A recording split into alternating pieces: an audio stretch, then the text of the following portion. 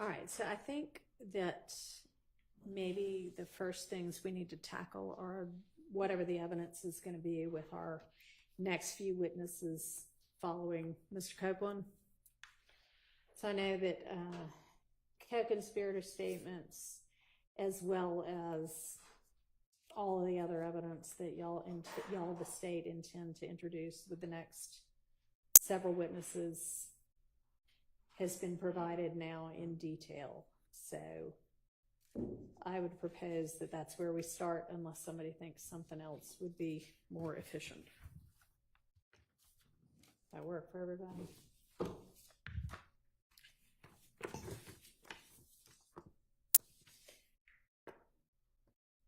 Okay, so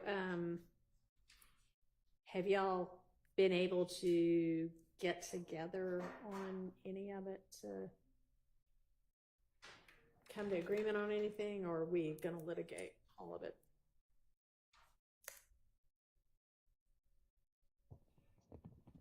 Your Honor, Yeah. just for clarity, are we discussing the evidence that was shared by Mr. Atkins on Friday night? Is that? I mean, I think there have been a couple of different shares. There was, I also don't, off the top of my head, know exactly when. There was one, and then there was the supplement, and then there's also, I think, something that Ms. Hilton shared that's in a spreadsheet, which I think covers the same things that Mr. Atkins provided already. So I think there's multiple, God bless you, there's multiple things.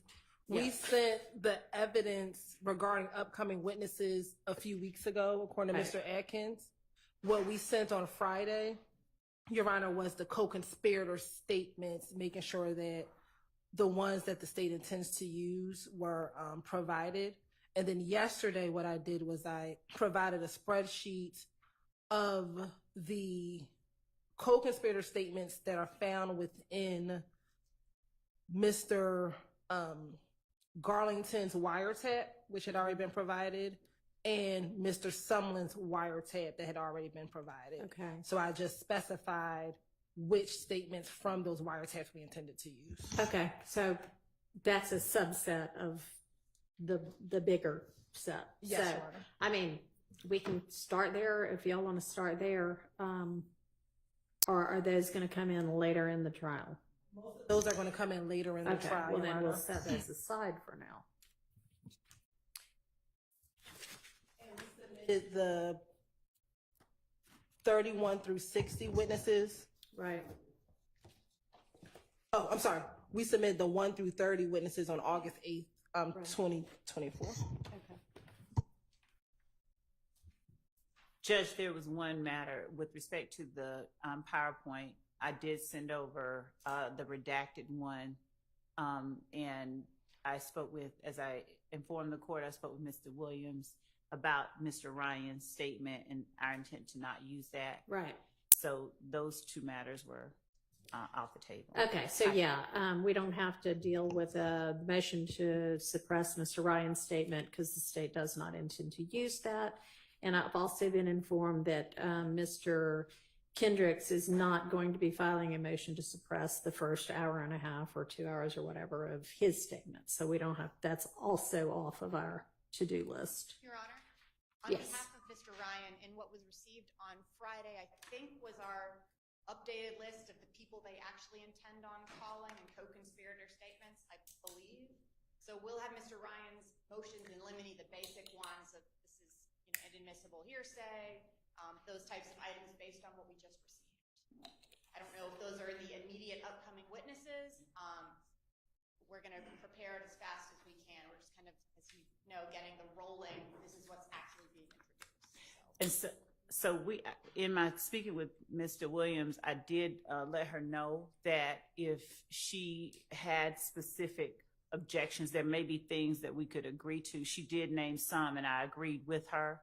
So we were continuing to discuss those. So if after those conversations, Ms. Abbasi and Mr. Williams feel like there's still more to litigate, that'll happen. But that conversation and that dialogue has started regarding those things that have been turned over to Mr. Ryan. I think what probably would be the most productive is things that we have issues on. We make note of and make a record. This is the defense raises this issue, state agrees, so that they've been addressed and it doesn't, something got missed from the list or something like that. So we'll get with Ms. Love and do that. That's fine. We will That's get fine. that to the court as soon as possible. I said, I don't know if they are in the next few witnesses category or not. I mean, I don't either right offhand, but if it is, we're litigating that stuff this week. Right. Could the state provide a little bit of guidance? No, Your Honor, the stuff for the Jamari Holmes are not within the next 10 weeks. Okay. Thank you. All right. That works. Thank you. How about Mr. Kendrick's statement that there's the Bruton issues on, right? And when's that going to get introduced?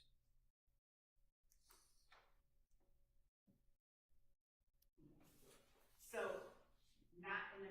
not in the next 4 weeks, actually, based on who it is that we intend to come before the witness that would introduce. Okay. What witness will that be with? Investigator Thor. Well, y'all got him listed as witness number 5. We do, but he has had he will be moved down based on some circumstances that have occurred in his. Okay. He has some personal matters. Okay. So is it still going to be Burnett, Sledge, Zachary, Dean, Morton, Sprinkle, the phone custodians, Bernie, generally? Generally, yes. Okay. And then I guess Thorpe will be at the end of those now? Okay.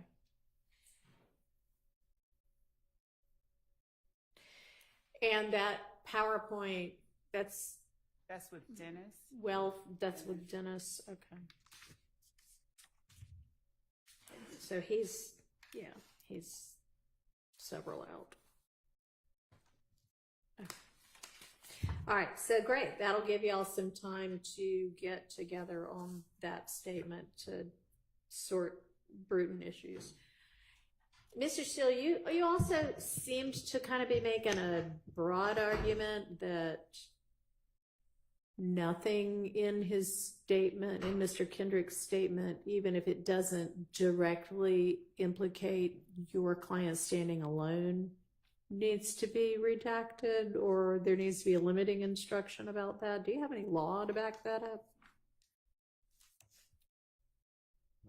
I'm trying to get proper law, but in this case, there has been over objection the announcement that YSL is a criminal street gang that Mr. Williams, according to 3 supposed experts, is a member of, in addition to Trontavious Stevens, said that Mr. Williams is a member of, in addition to Mr. Walter Murphy, had Mr. Williams allegedly as a member of.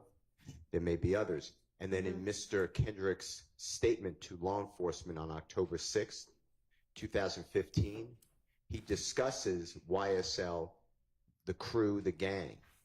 So I think that under Bruton, it's an element of the offense of criminal street gang as well as RICO, that I believe that does not indirectly but directly implicates Mr. Williams. But I'm looking for law on that. But that I do not want to waive that issue. In addition, Well, yeah, just get me some law and we'll take it. Sounds like it's not quite as time sensitive as we thought it was, but we still need to get moving on it. So try to get me the law that would cover that.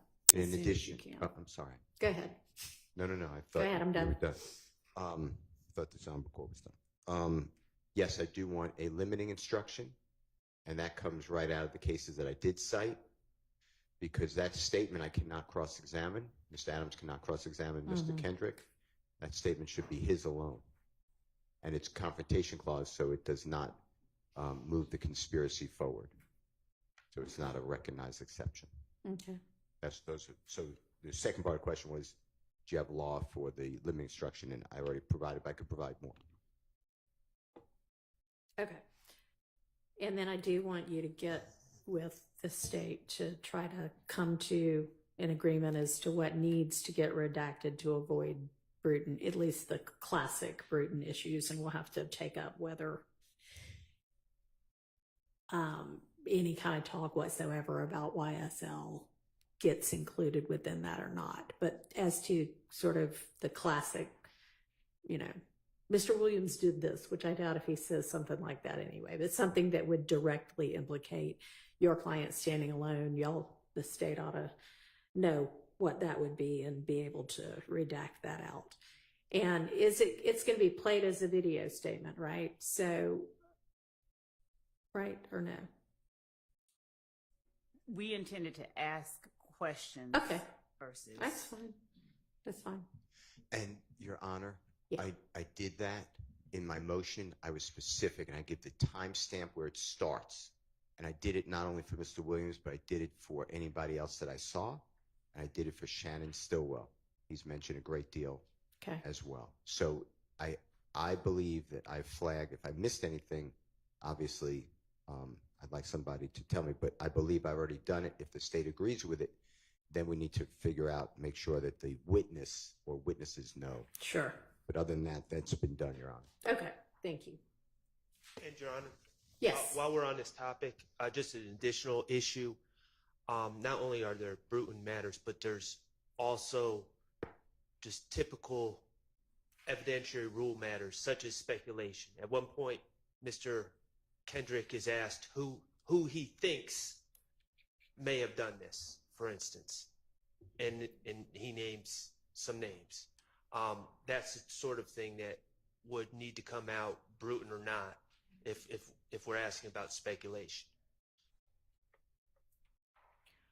Okay, well, it sounds like it's not going to be played as sort of a running statement. It's going to be more targeted questions to the, I guess, investigator that conducted the interview. Correct. Okay, So that would not even be an issue, putting in or trying to redact out Okay. those kind of comments. All right, good. All right, so let's turn to some of the specific then evidence that's going to be coming in with these next witnesses. So there's not anything controversial with regard to witness Burnett's evidence, right?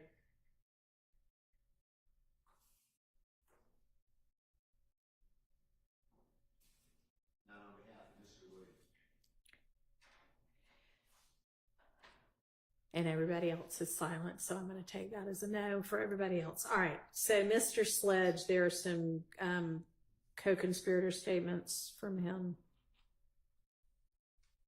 We already did his interview, right? Okay. Did we do his jail calls, or do we still need to do that? Maybe I can look at the more detailed exhibit list that y'all provided to everybody. Your Honor? Yeah. Before we discuss the jail phone calls, I do have one possible issue. I'm not sure how the state plans on doing this. I see what is this? The fifth row down on Mr. Burnett. Comparison photo infinity Q5 or Q50 and gas station still photograph. I don't know exactly what that means or how the state anticipates that presentation to go in court.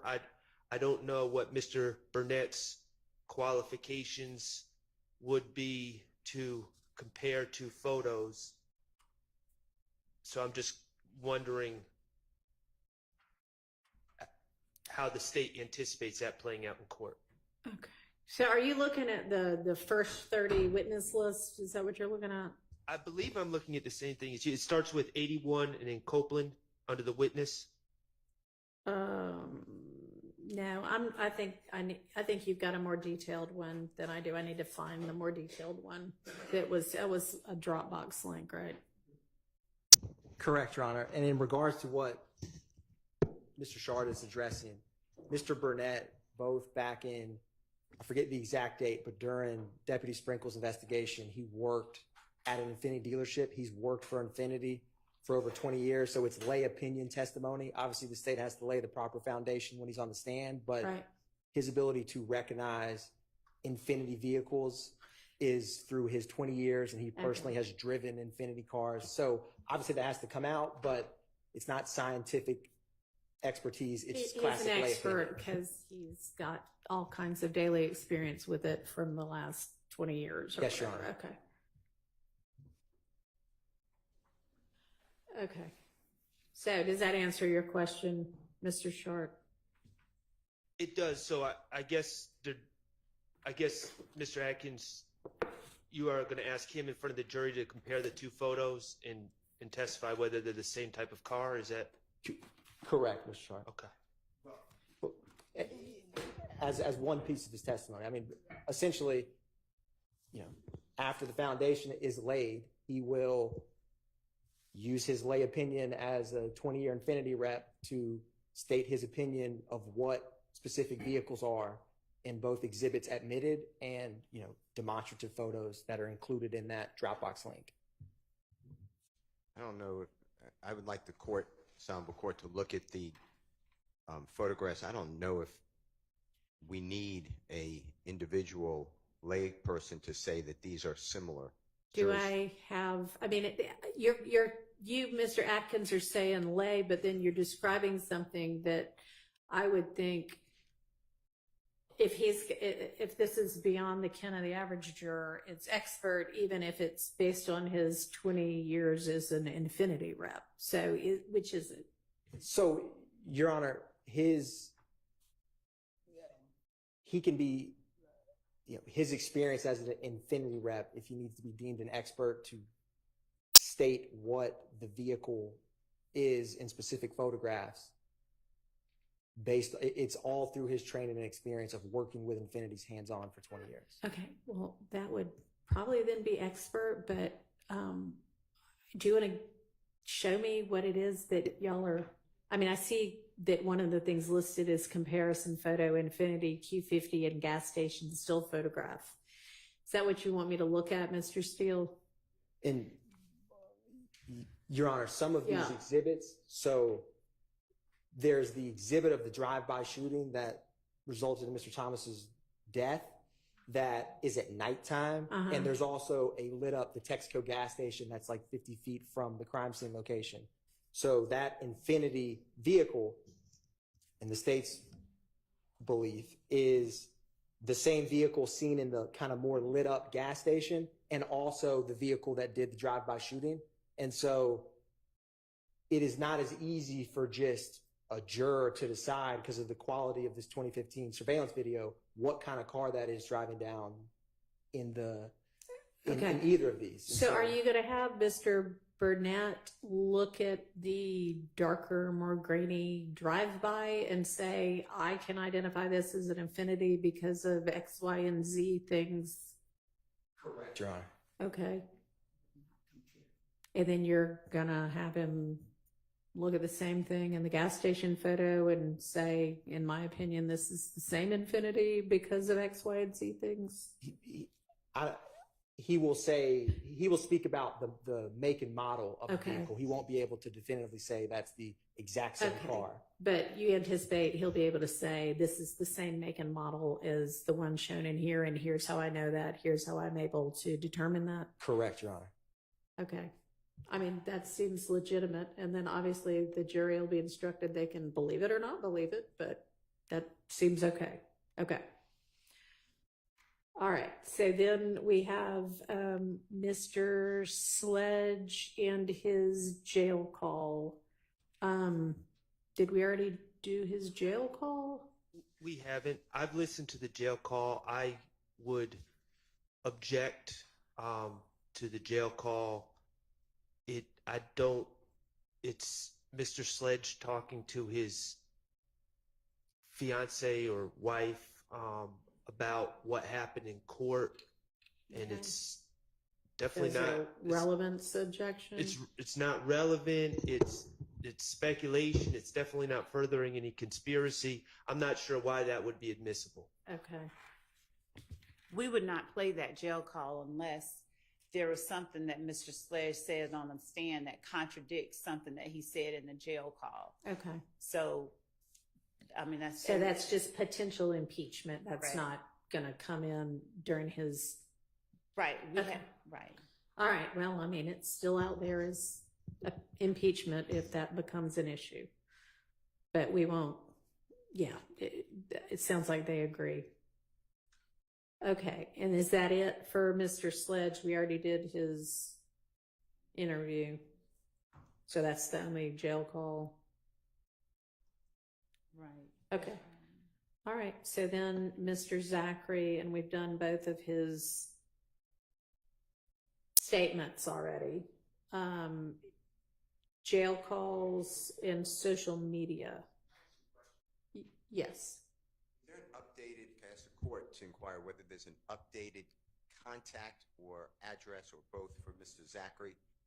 Somebody said that he's in North Carolina. I don't have any contact with that gentleman. Okay, can you provide, if his contact information has changed since y'all last provided it to the defense, can y'all provide updated?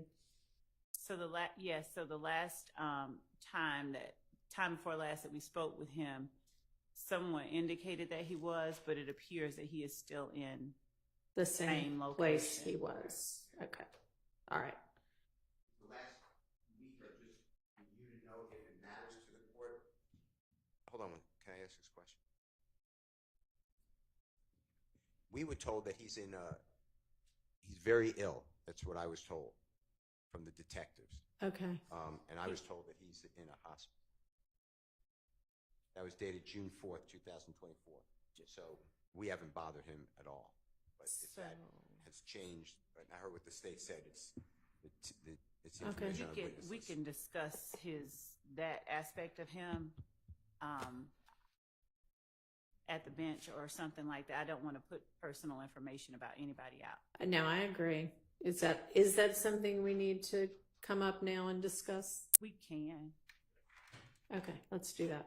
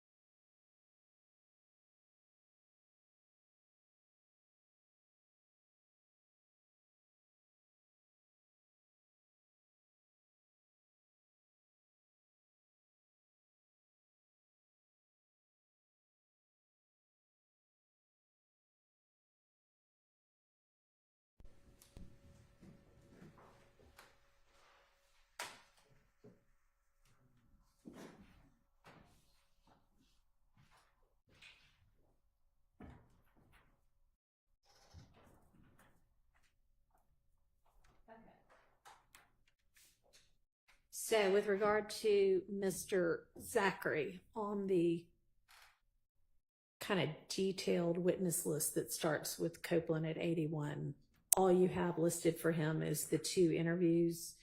On this other thing that we all got several weeks back that just kind of had the order of witnesses, you also had social media and jail calls. Is that something we need to sort through?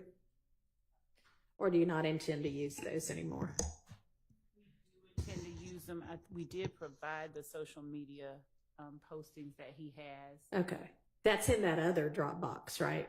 Okay. So let's go to that then and sort out whether there are any evidentiary issues with regard to all of the things you think you might use evidence-wise with Mr. Zachary.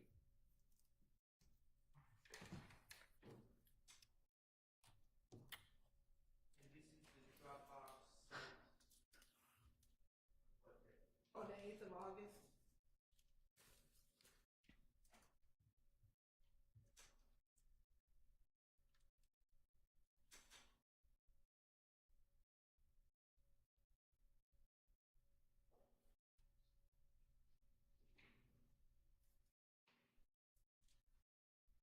Yeah.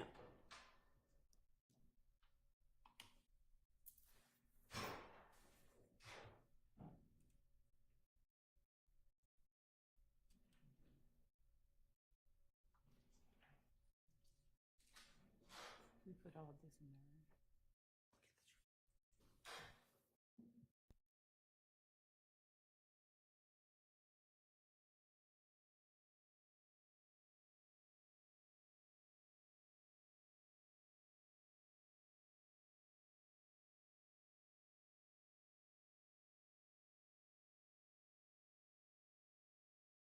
Zachary folder.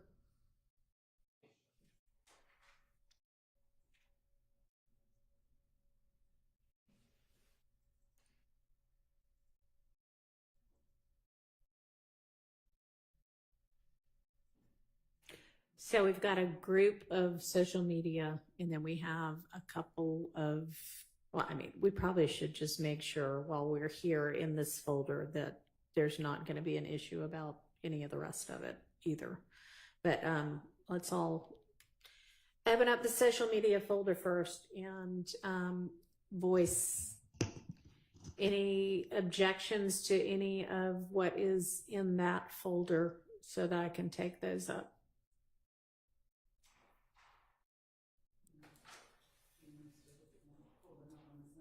I mean, I can see, everybody can see them, right? As long as we are looking at the same thing. Which, if we're all looking at the same folder, we ought to be looking at the same thing.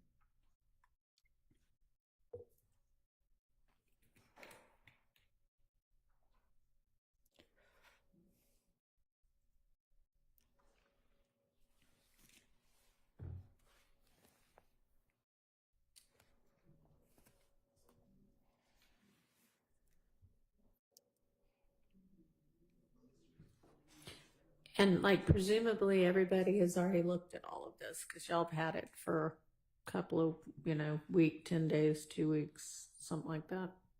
So are there any objections to any of these social media postings and screenshots?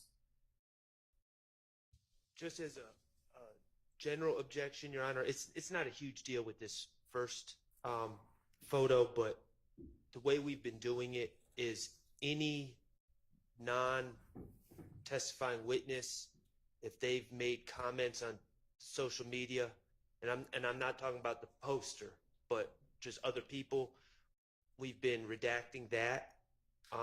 Again, it's not a huge deal in this case. Someone named No One Trusted says, "Where you at?"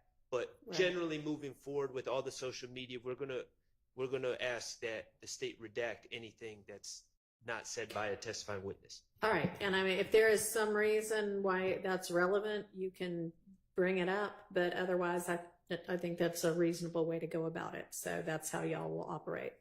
Yes. Okay.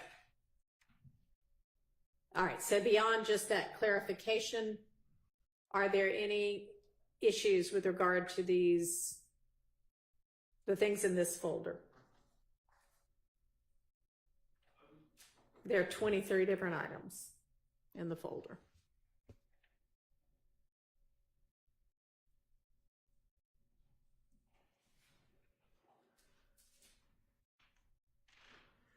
And like, y'all ought to be ready to go with this, because all week last week I said this is what we were going to be doing. So I can't tell whether y'all aren't saying anything because no, you don't have any objections, or because you're fiercely scrambling to look right now for the first time, which should not be the case. Okay.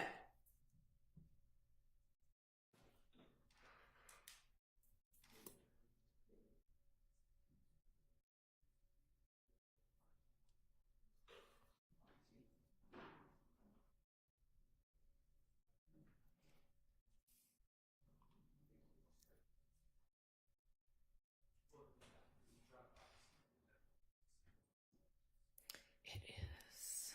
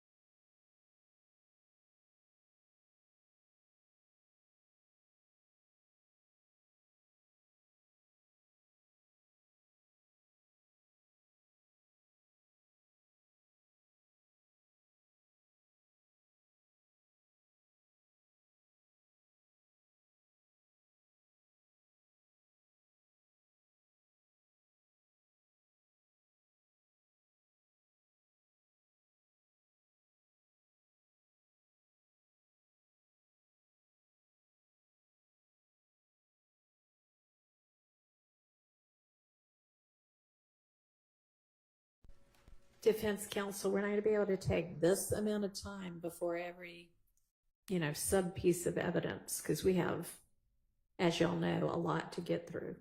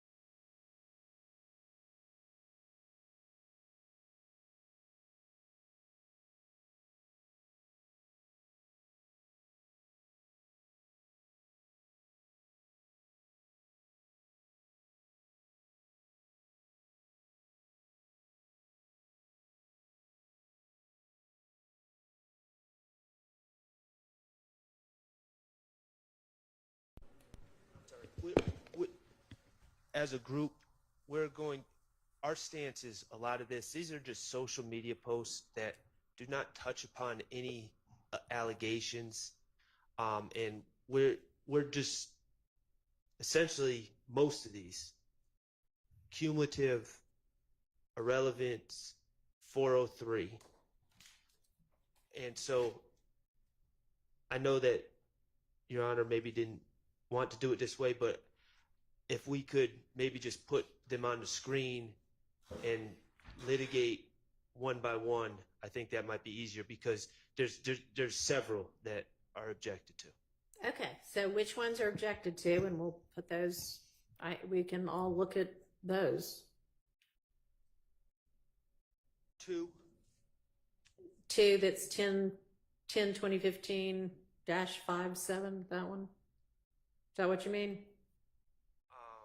When you say two, you mean the second one in there, right? the second one. Okay, Yes. all right, and assuming the comments aren't there, this is for all of these, unless you tell me differently, this is a relevance and cumulative objection? It's a relevance objection on this one in particular. From what I can see, it's a video. It's very dark, but I presume it's Lil D. I don't know that for a fact. Okay, that's fine. Yelling about Club Crucial and cussing.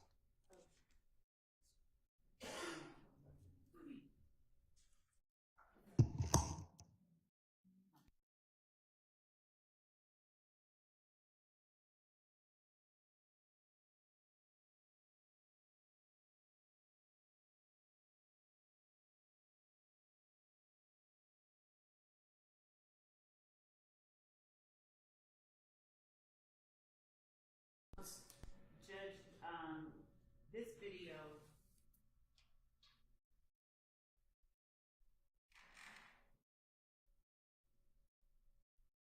if the objection is relevance,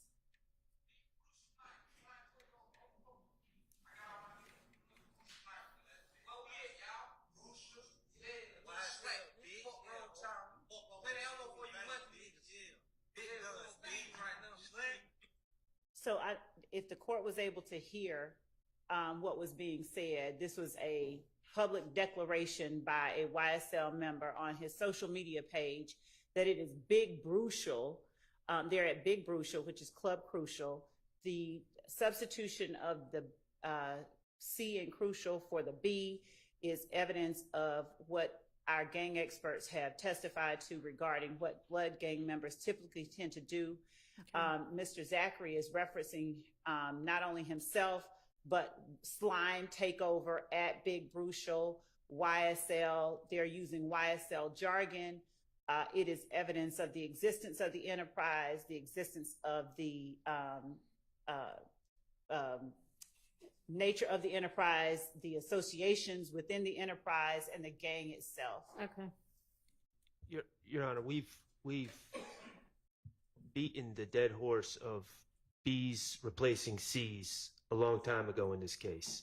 The state has played numerous videos of young men like 13, 14 years old hanging out in a parking lot saying B instead of C. And I mean, at some point, this is just, Okay. like, we've talked about this. All right. So is the point of this that it is from Mr. Zachary himself and it is relevant to his credibility as to whether you tell me, So why is it not cumulative?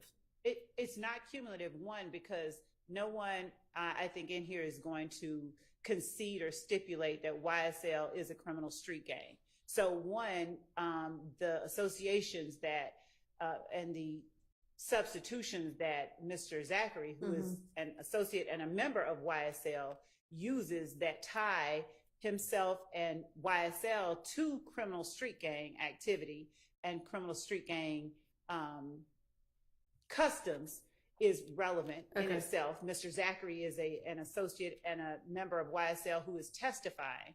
The fact, unless they're going to stipulate to these things, to the fact that YSL is an enterprise and that this is this is the nature of the of their behavior, of their actions, then none of this is cumulative when Mr. Zachary hasn't testified, and the jury hasn't heard from this witness. Okay. All right. I think that it is probative to show, on the issue of his credibility and what he may know about the gang, because I assume that there might be some argument, oh, well, this is part of his plea deal and this is something that occurred prior to any of that arguably shows his connection. Now, if the next 22 all do the same thing, then we'll have a cumulative issue. But this is the first thing from Mr. Zachary that's not, him sitting on the stand saying it. It shows. So He didn't enter a plea. He's not listed on the indictment. All right. So I'm going to overrule those objections. What's the next item that y'all have? Number 3, relevance. Okay. And relevance. Let me.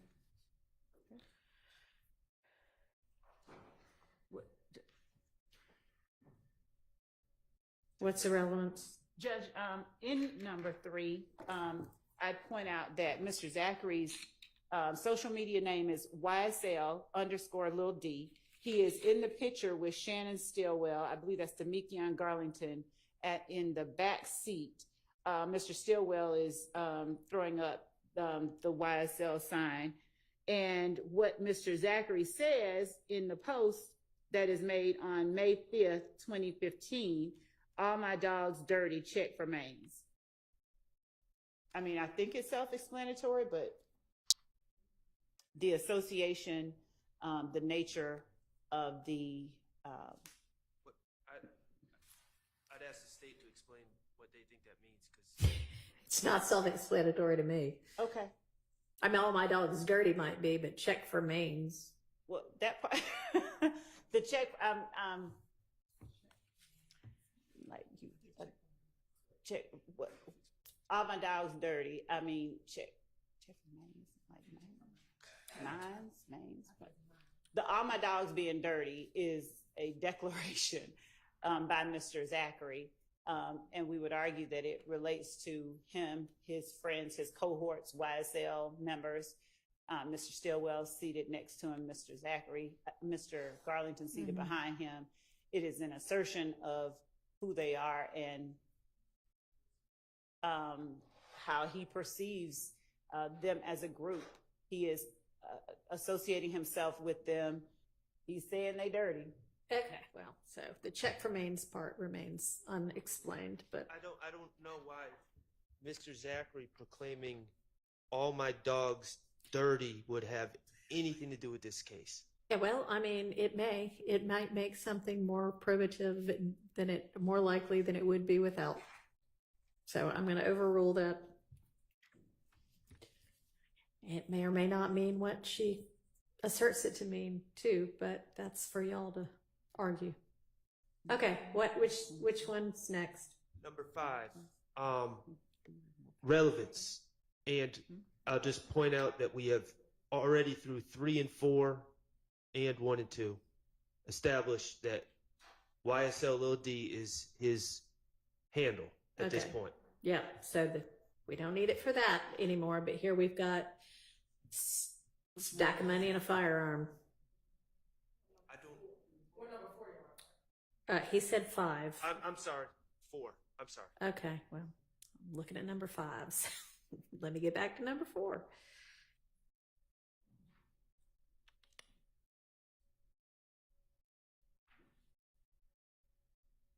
All right. State. We don't need number 4. All right, 4's out.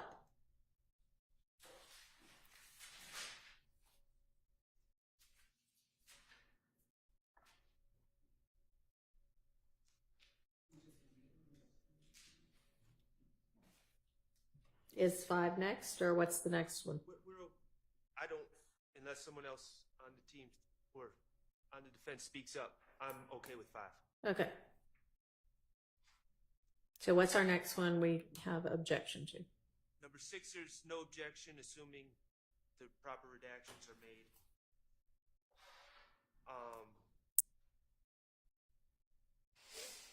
Number 7, no objection. Number 8, irrelevant, and also, so 401 and 403. All right, let's look at number 8.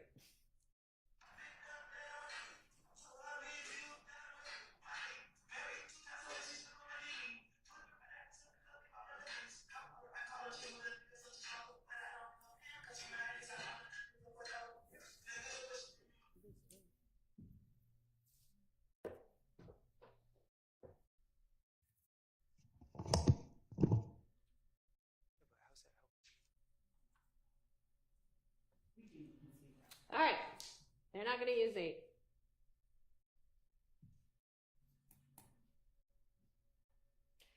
I want y'all a little more ready to go tomorrow, okay? I feel like we're looking at them right now and making the determination, and that was supposed to be done before now. Number 9, same objection. Well, relevance.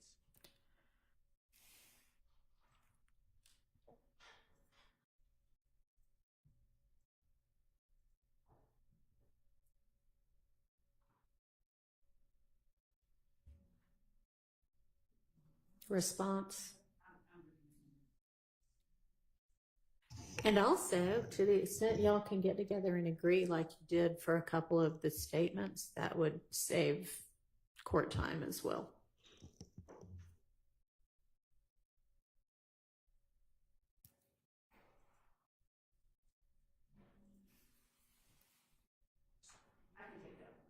Okay, see, this is 3 already that y'all objected. They said, yep, okay, we won't use that. So if y'all get together, maybe we can do more of that. What's next? Number 10, relevance. 401 and 403.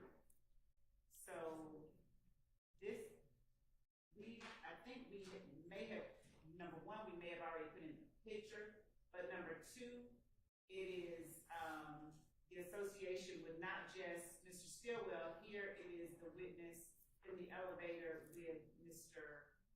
Or in the photograph rather with Mr. Williams, and I believe this was Oakland standing in front of them, and this was posted January 2nd, 2015, 8 days before the Donovan Thomas murder, and the caption is at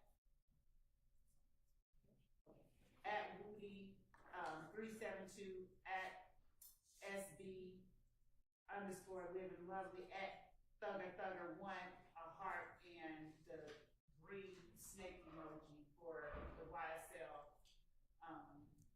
gang. So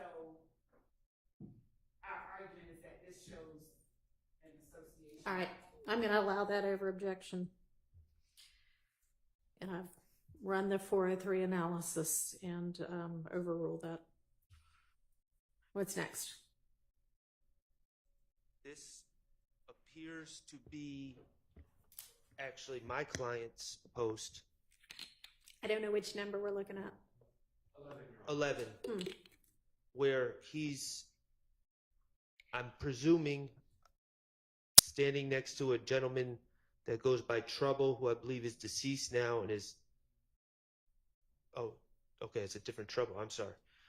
He is not deceased, but I don't know, his name has never come up in this case at all. Okay. So I don't know what the relevance of that would be.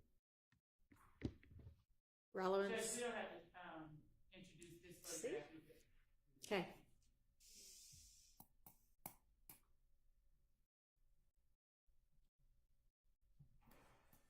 Number 12, I'm going to acknowledge that it shows Mr. Kendricks in the photo, which if they're going to argue association, that's fine, but this association is being established through 12. So I don't object, but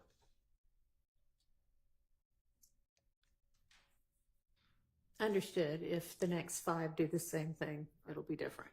All right. So, and number 13 is relevance. 403 as well.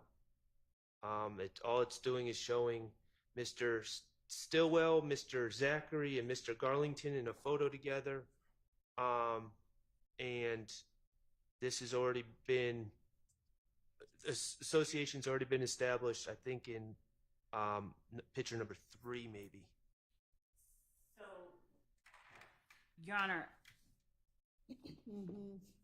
understanding that the defense feels that one picture is sufficient to establish a photo, and at some point maybe past one is cumulative, but this particular picture has a caption on it, the date of it being 2/17/2015, from top to the pen to the grave, wherever life takes us. Y'all gonna forever be my little bros at 30D at YSL little D. Y'all go and follow them, by the way. So, Your Honor, our argument would be that the caption itself is relevant and the date of the association. I would think highly relevant. I'm going to overrule the 401 and 403 objections.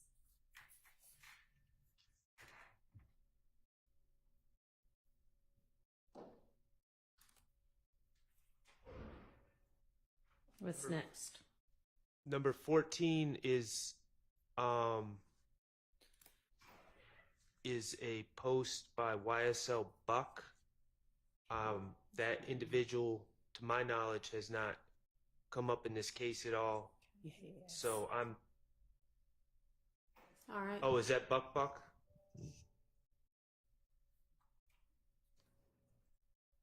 Yes, it is. Okay. All right. So are you? I don't know what the relevance is. Buck's not charged. He's not testifying.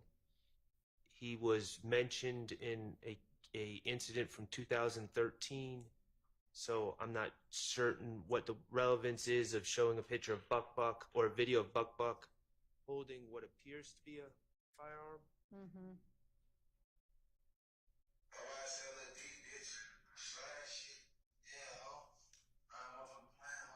Real big bullets, bitch. We ain't play with her. Yeah, huh? That's how the boy bills her. Fuck they doing. That's how the boy bills her, my motherfucking big bro Snake. If you hit play, the first person you see as they're talking about YSL, Big B, little bitch, is Quindarius Zachary. So that's further evidence with a gun. It's further evidence of the association and the nature of the enterprise and the nature of the association. One more.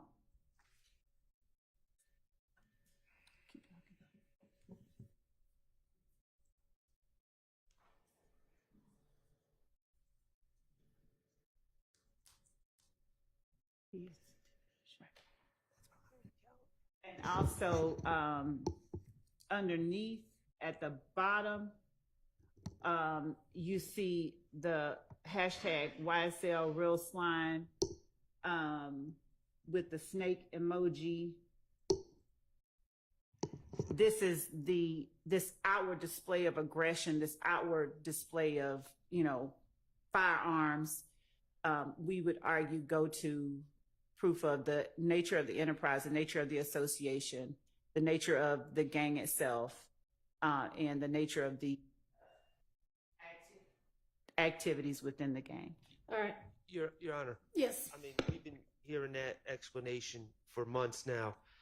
That the nature is, we're talking about videos posted on the internet by someone who's not charged, that has in the video someone else who's not charged, who's cussing and pointing guns, and I think they say YSL in the video, that at this point, any probative value derived from playing this video at this point in this trial, after all the other videos that have been played, is marginal at best, and it's outweighed by confusion of the issues, prejudicial effect, and the like. I mean, it's just overkill, and all these videos, I'm not going to say all of them, but a great number of these videos have absolutely nothing to do with the with the issues involved in this case. And this is why this case is taking so long. Well, I mean, I think it is probative of the assertion that YSL is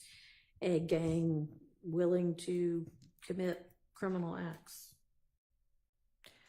Now, how many, so this is Zachary, Buck, and who was the other? Who was the third person? Do we know? Not off the top of my Okay. head, Your Honor, but I wanted, Buck is asserted to be an unindicted co-conspirator? yes, and to be clear, Buck has, not only has his name come up multiple times, he has been in video, he is, his voice was played over a jail call. He recorded one of the videos with Trontavia Stevens and Mr. Williams. So yes, these two are YSL Associates members. And also, just as to the point that Mr. Sharp made about the number of videos, the constant cross-examination and sort of rebuttal against this idea that it shows an association, and the nature of the gang is that it's promotional, it's music, it's art, it's something that's not related to criminal street gang activity. So our position on that is unless there's this stipulation regarding that, which we assert that it's relevant to prove, that every time that they argue that a particular video is promotional or it shouldn't be taken literally, they are creating the need for the state to show the jury evidence otherwise. Okay. Do we have a video similar to this one in already? No. Do we want to dispute that and point me to what is? When you say similar, I mean, the state played. I mean, think, not like a music video, but the state played. I believe twice they actually played it.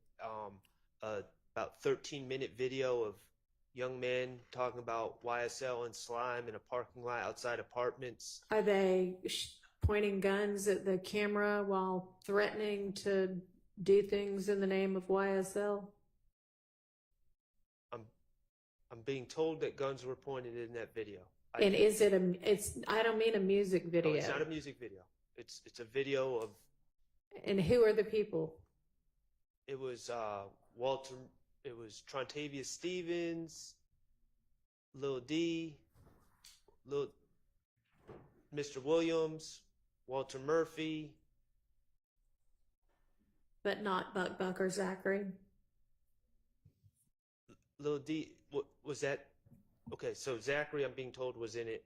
Buck was not in it. I don't know what is important about Buck, quite honestly. If y'all want to tell me exactly what, exhibit number that is, or give me that to look at, but my inclination is that this sounds different enough and not cumulative. So I can look at it and, I may change my mind, but at this point I'm overruling the 401 and 403 objections. We'll get you that exhibit Okay.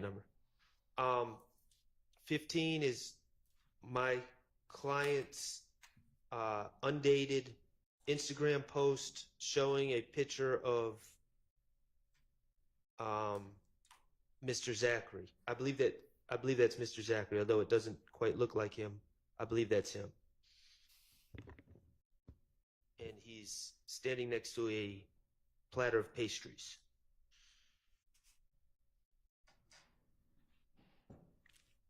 So I think that's a relevant subjection. And cumulative, because the association has been shown. Okay, what does the state say about that? Judge, we don't have to use this initially. We believe that it could rebut a particular line of cross-examination, but right now we won't use it in our direct of Mr. Zachary. Okay, so there may be some cross-examination about whether they went to a bakery one day, and then this might be relevant. Otherwise, they're not going to use it. And Your Honor, I'm kidding. I mean, it may be relevant to something else, but who knows? I don't know. it's Mr. Stillwell's post Right. of Mr. Zachary, and his his commentary about Mr. Zachary is what we were looking at that was most relevant. He's commenting my dripping. So he's commenting on his clothes. Dripping in blood. There's a red jacket that he has on, and that jacket, our argument is that that's what he is referring to. Okay, well, at this point in time, we're not going to be using that one. Okay. What's next? 16 is fine, no objection. Okay. Yes. 17 is fine, no objection. 18, 401, 403, the association with my client has already been shown. Not sure, that's Your Honor, just so you know, that is Mr. Zachary and Mr. Stillwell seated behind a bottle of liquor with large amount of cash on them. So, Judge, this is part of our indictment talks about the purpose, and hang on, I'm going to just read the language.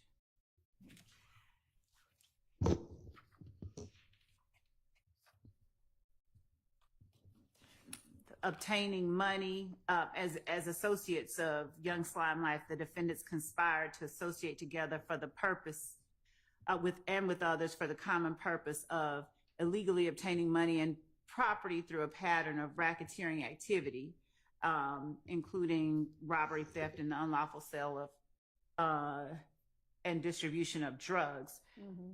This is Mr. Zachary posting large sums of money with Mr. Stillwell and asserting their unity. One thing about my brew, again, the B replacing the C, we all eating. So he's talking about, Yeah, we're rolling in the dough. We're doing well. Do we have other things that already show this that are similar?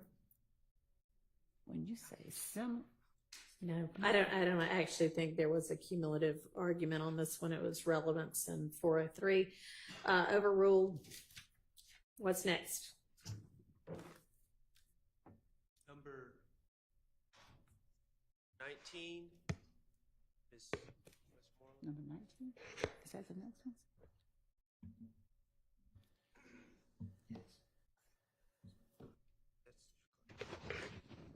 And who all do we have depicted in this photograph?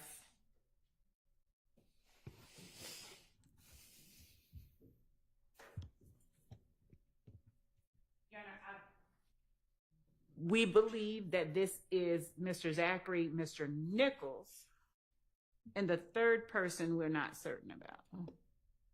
All right, this is showing Zachary and Nichols in the same kind of YSL posts with guns. Showing, yes. Okay. Your Honor, 403. So, Highly prejudicial, outweighs the probative value. it does not. Overruled. What's next?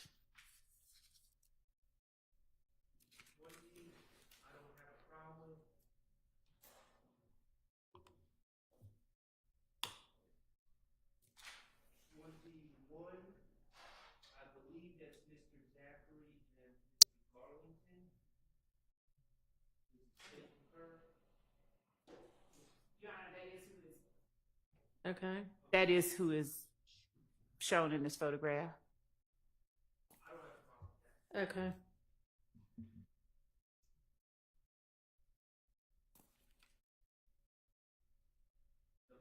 22 is Zachary and Garlington.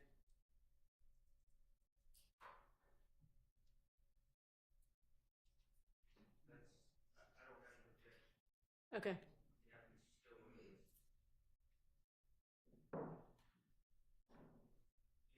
23 is another picture of Mr. Zachary and my client, Mr. Stillwell, at some sort of arcade, sticking up their middle fingers. I would object to that.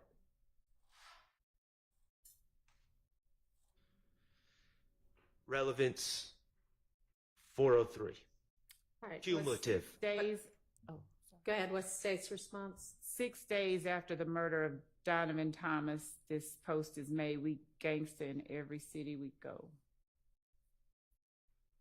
All right, and this is 23, right? 23. Oh, 20. yes, Which one is number this? 23. 20, yeah, okay, right. Well, I just clicked out of it.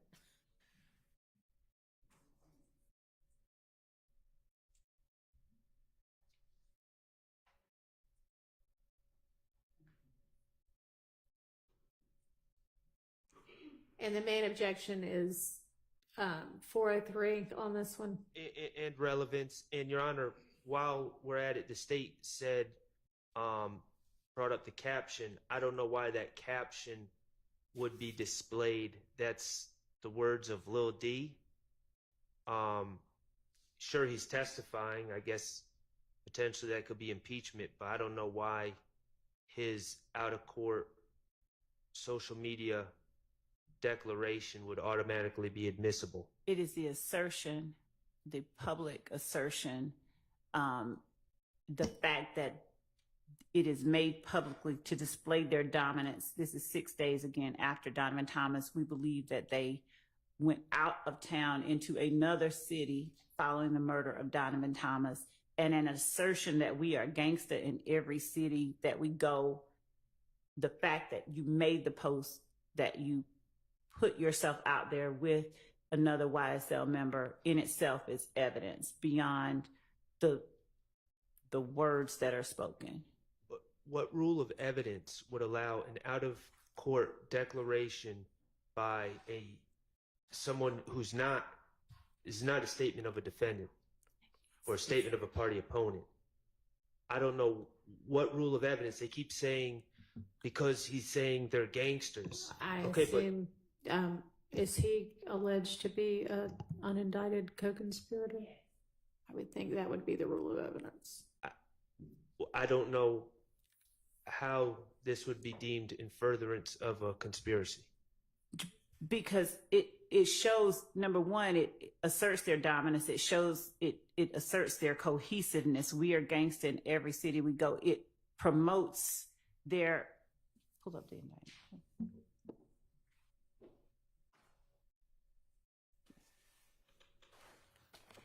It preserves and enhances and protects their reputation, power, and territory by the posting of messages, images, videos, and songs demonstrating allegiance to the enterprise and a willingness to engage in violence on its behalf. It is literally a line that I just read is literally a line from the indictment. And so this post itself is proof of that assertion and allegation in our indictment. All right, I'm gonna hold my ruling on that, and we'll see what else we've got. And Your Honor? Yes. For all of these that we're going through, there has to be some sort of foundation. I mean, if Mrs. Zachary says, yes, I posted something like that, then that would be bolstering, right? It would just, or cumulative. If he says, yeah, I posted that, and this is the reason why, just because it's in the indictment does not make that assertion credible. So the witness has to testify to all this before it just comes in as an exhibit. Am I wrong? Well, I mean, it has that's to what be I will be introduced objecting. in some form or fashion. It has to be introduced. That part we agree, but not that it's not permissible or admissible as an item of evidence just because he says I did post it. Right. Okay, so I'll withhold ruling on that one. What's next? That's all the social media in Okay. this folder. All right, so Oh, yes. What's the exhibit number? And Your Honor, yes. the exhibit number for that other video that's already been played states 60 WA. Okay. If y'all have it handy and can just shoot it to Ms. Bursfield and I don't have to go through the former court reporter to find it, that would be great.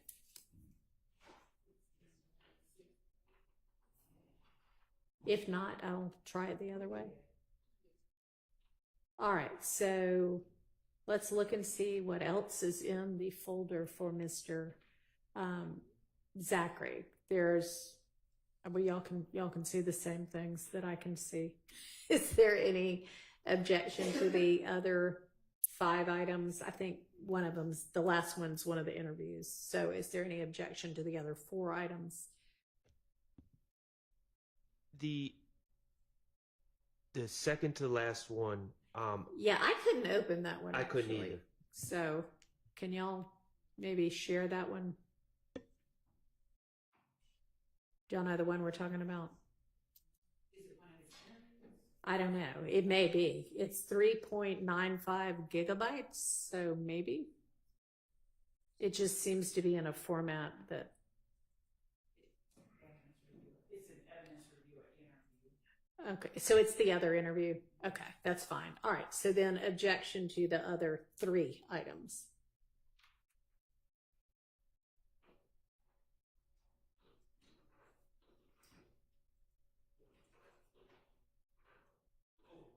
Anybody?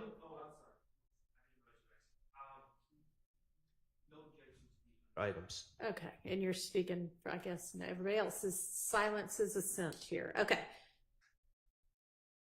All right, so that's Mr. Zachary. Should we look at, is Mr. Sledge, let's look at Mr. Sledge. He's going to be either right before or right after Mr. Zachary. Okay, let's see what's in his folder. All right, we've got a jail call folder, a social media folder, a tattoos folder, and then some other items. Have we already dealt with any jail calls for him? Your Honor, that's the one that the state said they would only play for impeachment. Okay. And that's the only thing in that, yeah, okay. So that's all right. And then how about social media? Do we need to go through his social media, I would suspect? Yes, Your Honor. Okay.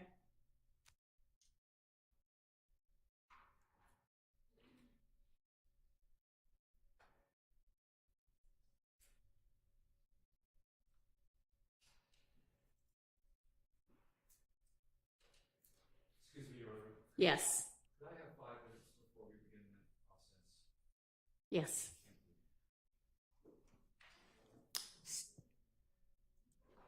If anybody else needs to use the restroom, all right, let's take a quick convenience break.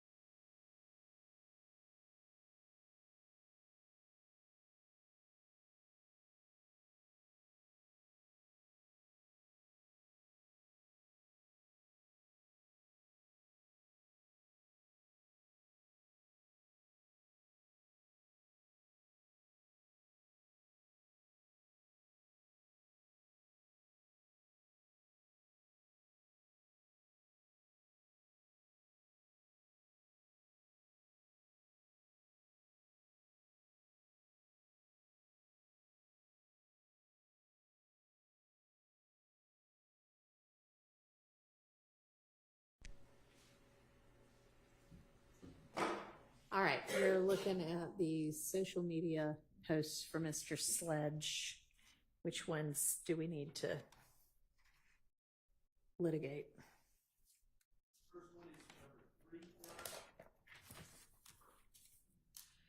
So for whatever reason, I don't seem to have the, let me see if I can find the numbers. They were a lot clearer on the last group.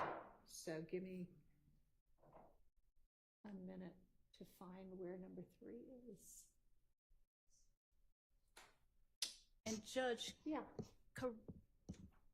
am I incorrect? I believed that we had gone over Mr. Sledge's social media post. We did not? I don't know if I'd have to. I thought that we had gone over them, Sort of. some of them at least, and particularly number 3, if that's the one that's labeled State's Exhibit 397Y. 397Y.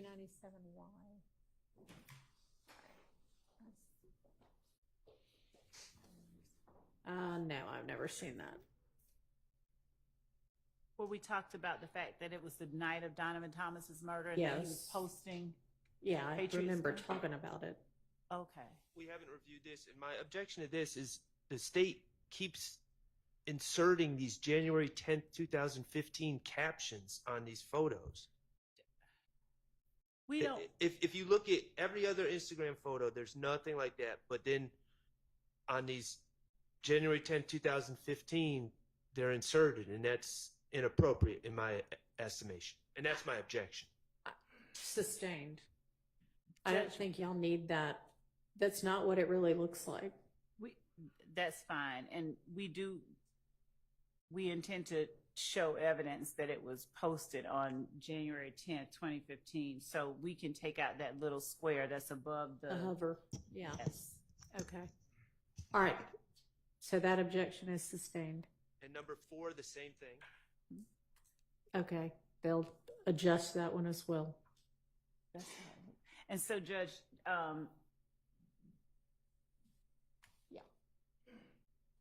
as I said the other day regarding the other inquiry about that, as I'm asking the court, if we establish with the witness who caused that to pop out, Right.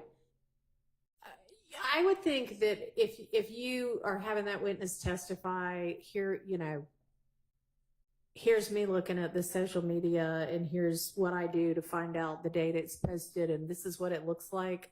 Here's, when I hover.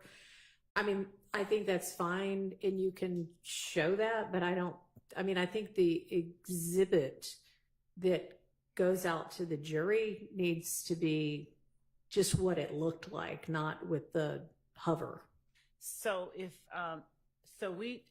no objection to that ruling as to showing the exhibit with Mr. Sledge, right? Because he wasn't the one that hovered, Right.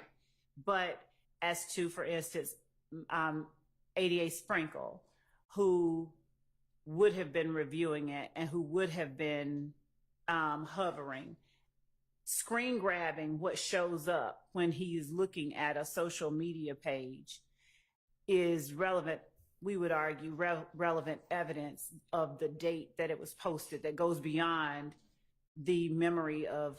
All right. What does the defense say to that?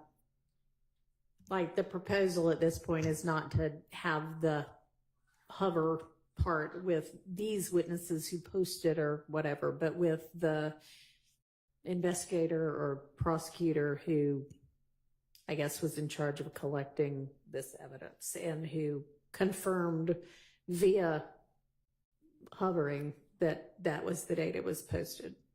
If my stance, the state keeps saying Mr. Sprinkle did it. I don't know that to be a fact. So if they produce the witness who hovered. I mean, I think that's their plan, right? Is to put Mr. Sprinkle on the stand and he will testify to that. Sprinkle, Gaither, Dennis, whichever one, because there are multiple ones. Well, so that's my whole point. So yeah, whichever, that will have to come in through whichever witness did the hovering. That is what we're saying. Okay. All right. What else?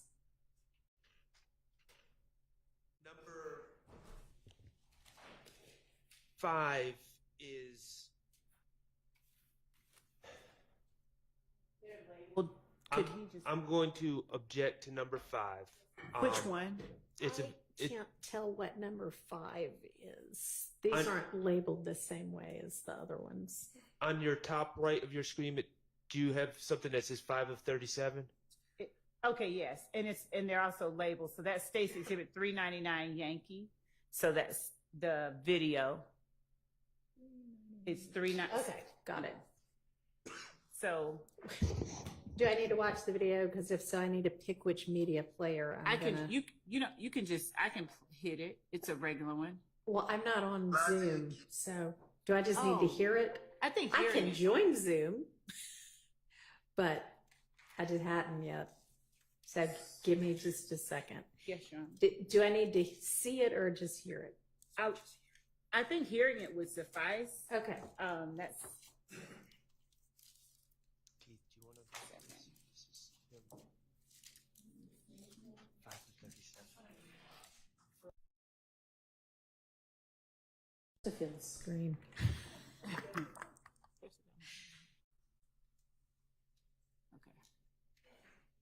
You lied to your mama, I just forwarded. but you get in the courtroom and in the investigation room and tell them punk ass people the God honest motherfucking truth.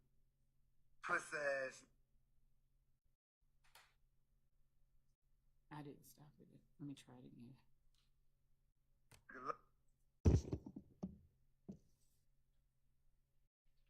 It's loading. Oh boy.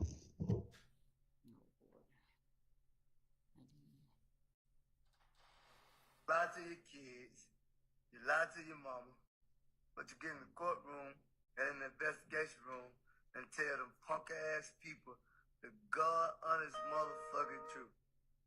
Pussy ass. So I thought we did discuss this one already. There was a prior video that's been admitted into evidence where Mr. This is my recollection, and Ms. Williams, if this is not correct, I apologize.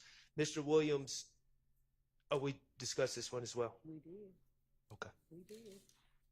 Okay, so on to the next one we didn't discuss.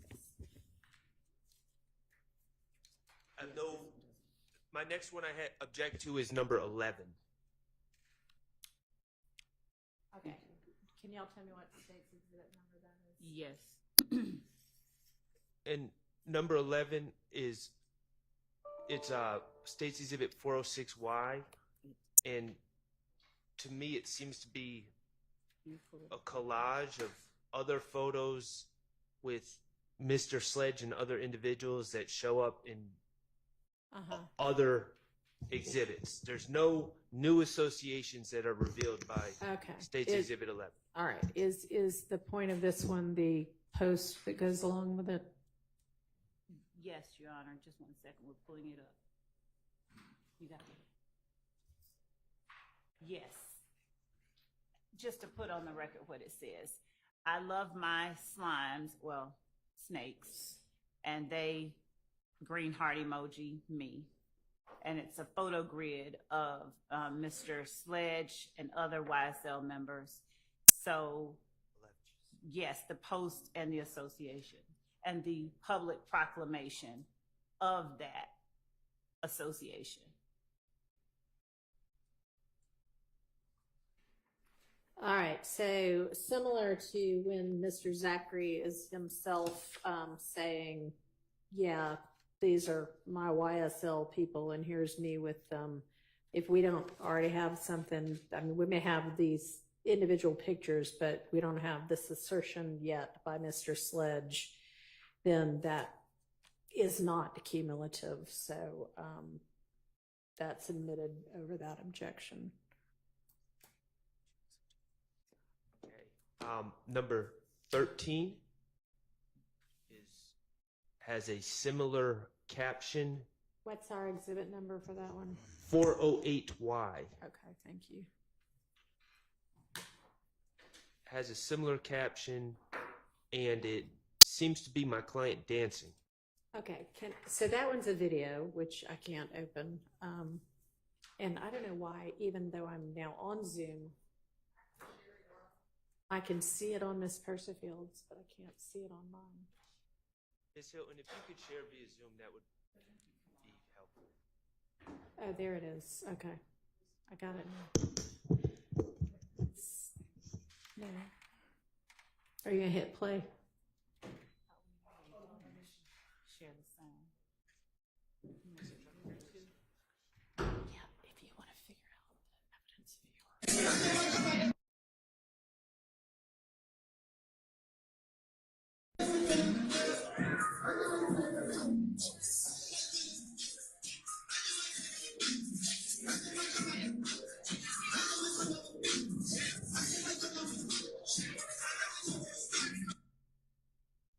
So this is yours. That's me. There's no sound. Okay. All right. But if you push the next one, Why wouldn't I? Okay. it's popping up over there from us. Okay. Is there anything added to this one that isn't captured in the still, other than a good beat? You just created a sound bite.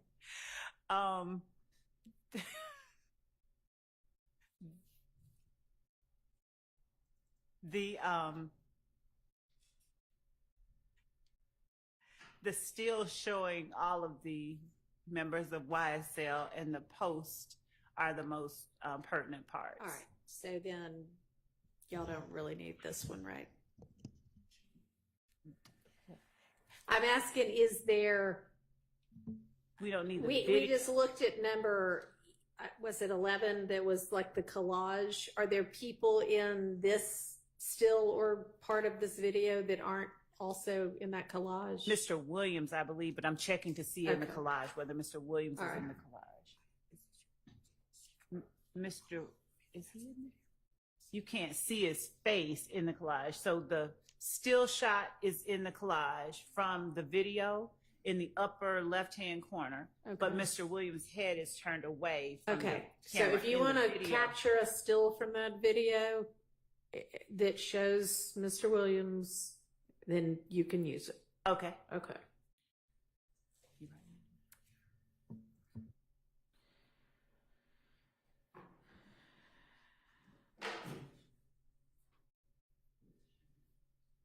Next. Number 14 is the same thing. 14 is which exhibit number? 410Y or 09Y. I'm sorry. 409Y? I thought that's what we were just looking at. That is, Your Honor. Oh. Well, no, that's a different one. Okay, that seems cumulative. Unless there's some reason that the state believes it's not. These are different people, and this is, can you hit play?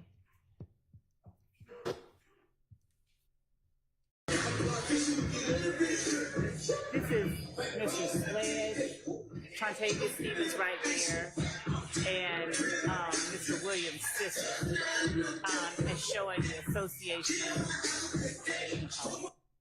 as showing, again, when they're talking about, I love my green heart, green snake, red hearts, emojis.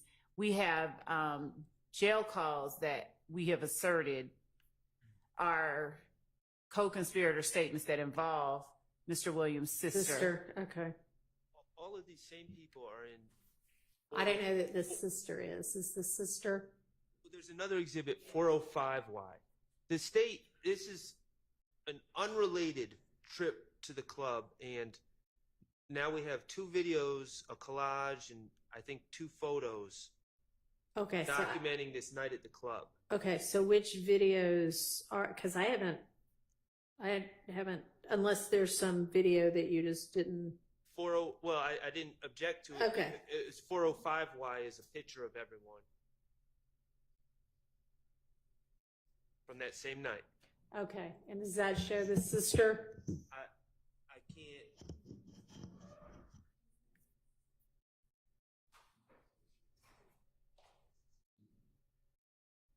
Does the state know whether the photo that's a big group shows Mr. Williams' sister? Okay, two things. So I don't know that it's the same night as Mr. Sharps argued, but Well, I'm I'm not looking sure at that's the- relevant. If the point of it is to show their association, then whether it's the same night or not, Okay. does this show Mr. Williams' sister with this, general crowd of people? Okay, we're going back to 405, was it? Yes. This group of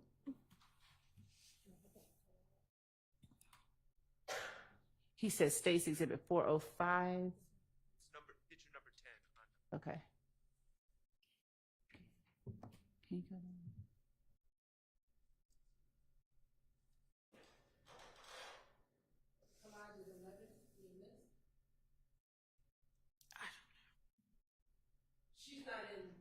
Okay, well then, that video then shows something that's not shown already. So that video is number 14. So that's admitted over objection. What's the next?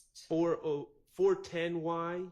It's some sort of meme that was shared by apparently Mr. Sledge. Makes no reference to anyone in this case. So, Your Honor, the reason that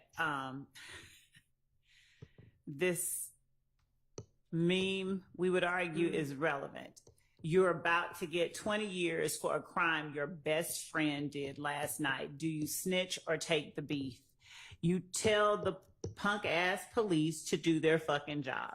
So Mr. Sledge, in his interview, he essentially said as much. On his video that the court heard a moment ago, he intimated as much. But what he's doing in this particular posting is making a public proclamation displaying their belief towards snitching. You have not only Mr. Sledge making that lie to their mama, lie to their sister, get into court and tell the guys on his truth. You have Mr. Williams, who posted a similar video with Mr. Sledge apparently in the background,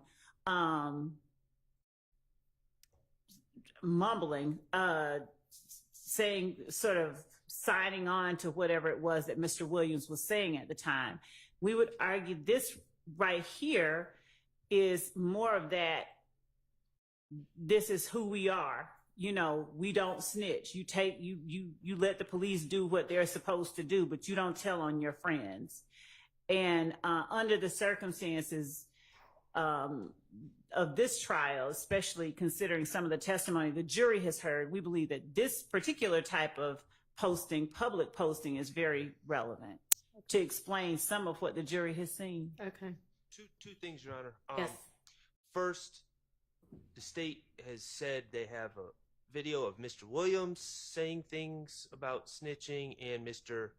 Sledge saying things about snitching. So this is cumulative. Also, the state keeps saying they feel this, they're saying this. Mr. Sledge owns and operates, presumably, his own Instagram account. At no point does he make any reference to anyone involved in this case. At no point is he saying he's speaking for YSL. At no point is he hashtagging YSL or at YSL, anything. He's making a comment as an individual on his individual page, and he's really sharing a meme, but I don't know why that's relevant, and it's certainly cumulative when the state just said they have other people. They have him actually giving a statement, and they have Mr. Williams giving a statement that's already in evidence. All right. This particular assertion, it doesn't just say no snitching. It says you're about to get 20 years for a crime your best friend did last night. So the fact that Mr. Williams has made an assertion that is very similar in nature to the one that Mr. Sledge has made, and then the fact that this particular posting references not just telling on someone, but you're about to take the heat for something your friends did. It's displaying yet another message to the public about YSL and we would argue their willingness to stick together and stand on,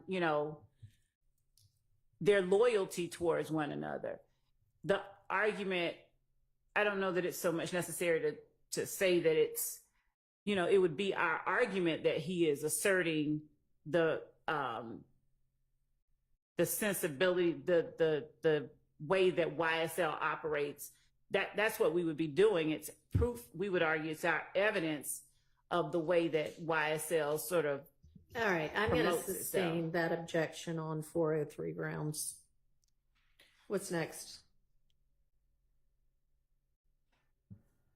413. Why? Is this the same video that was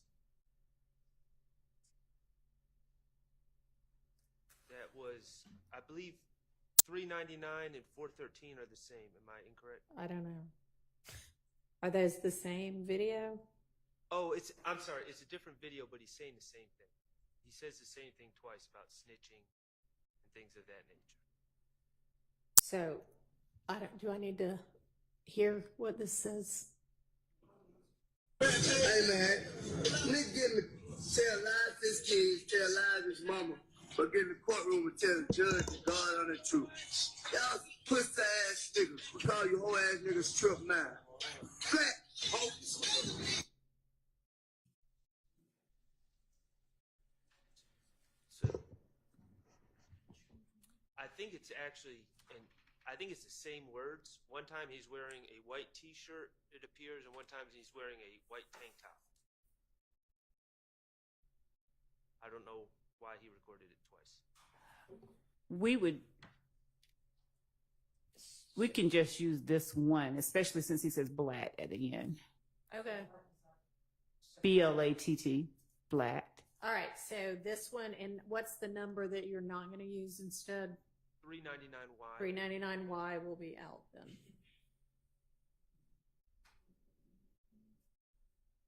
Okay. And Your Honor, the other issue is that posting it multiple times, posting their feelings about snitching multiple times, it is meant to reinforce how strongly they feel about it. All right, so what were the dates of the two posts? I had understood you to say that you wouldn't use the other one, but are you now saying you do want to use the other one? So we would ask, yes, to use both because if one is on July 19th, 2015, and the other one is on 399 is on July 19th, 2015, and the other one is on March 25th, 2015, we would ask to be able to use both. Okay. Well, I mean, that does show that this isn't a one-time thing. I guess at least this guy wants to reiterate it. So I will admit that then. What's next? 416Y.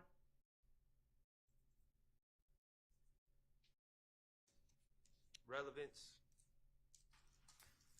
What's the relevance of this? Get it now. Ooh.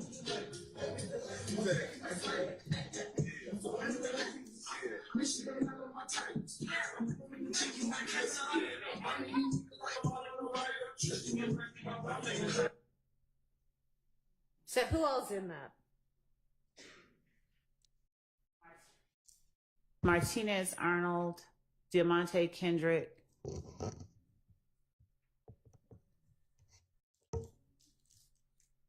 I mean, I can see the relevance. What I'm wondering is whether it's cumulative.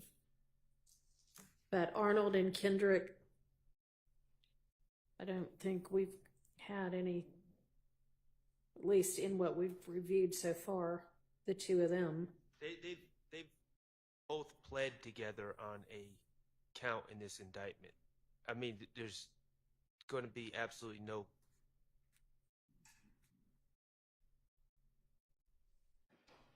not on this indictment, but there's a count in this indictment Right. and an overact where they both pled.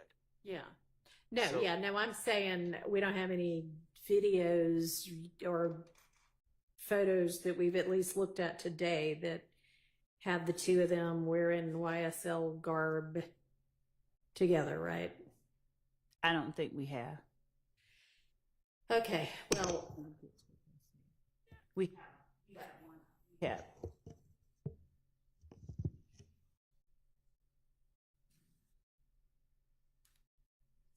Not so far. okay.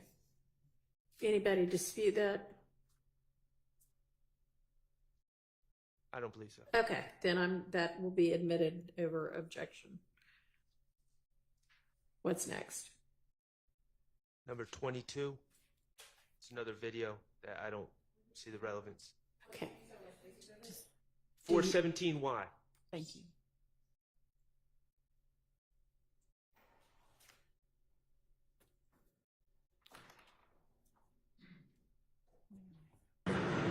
Bitch, we out doing a little shopping, bitch. How we having this shit? We're gonna make folk be punk. Hey, tell them I said we can go make folk, man. We doing a lot of little shopping. Man, you know, fucking up Scott. Chinchilla in the shop. Yeah, turn up.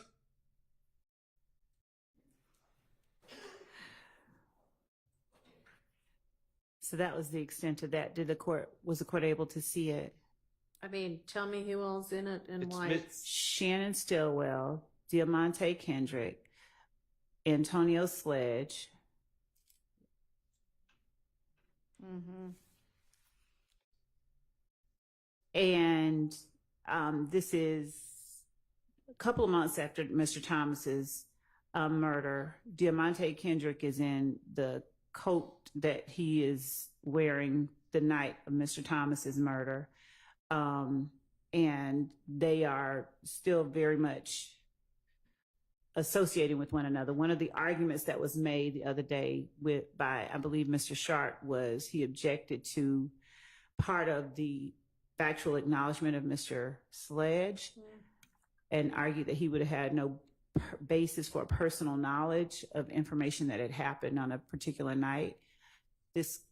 Okay, well, this might show that as a foundation, but that's not for the jury. That's for me. So, No, I'm just, as far as relevance goes, it would be relevant for those purposes. We've just seen The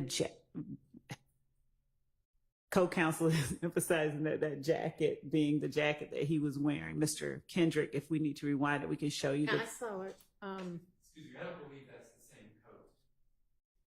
I believe it's arguably similar, but I don't believe it's the same coat. How do y'all know what he was wearing that night anyway? What evidence is in or going to be in? It's on video. He's clearly walking into a store that's a few 100 feet away from Okay, Mr. and that's clearly him. And so what does it matter that he's wearing the same coat later? It's his coat. I mean, why does that matter? No, just I mean, seriously. in terms of one identification, I understand that the court is saying you can see him clearly on the photograph in the surveillance video, but also he's with Mr. Stillwell, who is also alleged to have committed the act with him 2 months afterwards, and he's with Mr. Sledge. So when Mr. Sledge gets on the stand and tells the jury, or whether he does or doesn't acknowledge that he knows. All right. Well, so then this might come in as impeachment evidence, but I'm not hearing like, oh yeah, no, we never hung out, or we didn't hang out after that night because I was appalled at what they supposedly did. Then yes, but otherwise. And also, I think, and Mr. Kendrick filed an alibi notice as well regarding where he was at the time of the murder. So Okay, but it wasn't. This has no relevance to his alibi. not directly, just that it's further proof that that's him in the video and him at the location and him right there 6 minutes before the murder. Okay, so then back to the coat being the thing that matters then. Yes. Yes. I guess if your client, Mr. Weinstein, is saying I wasn't. He's not denying being Well, at the gas station. It's in the video. You can clearly see that he is Okay, walking so into the gas station. What's his alibi then? Maybe I'll need to go look up the alibi notice. He was with Miss Morton later that night. So it doesn't cover the time of No, he was with Miss Morton at the time of the murder. Okay.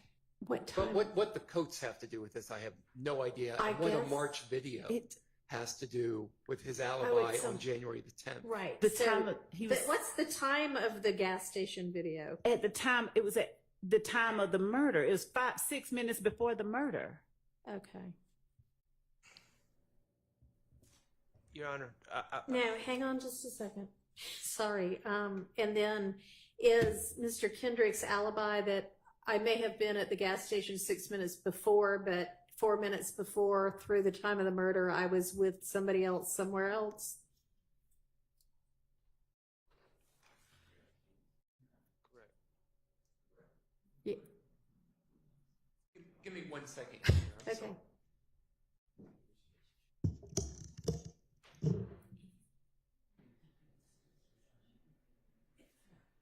Yeah.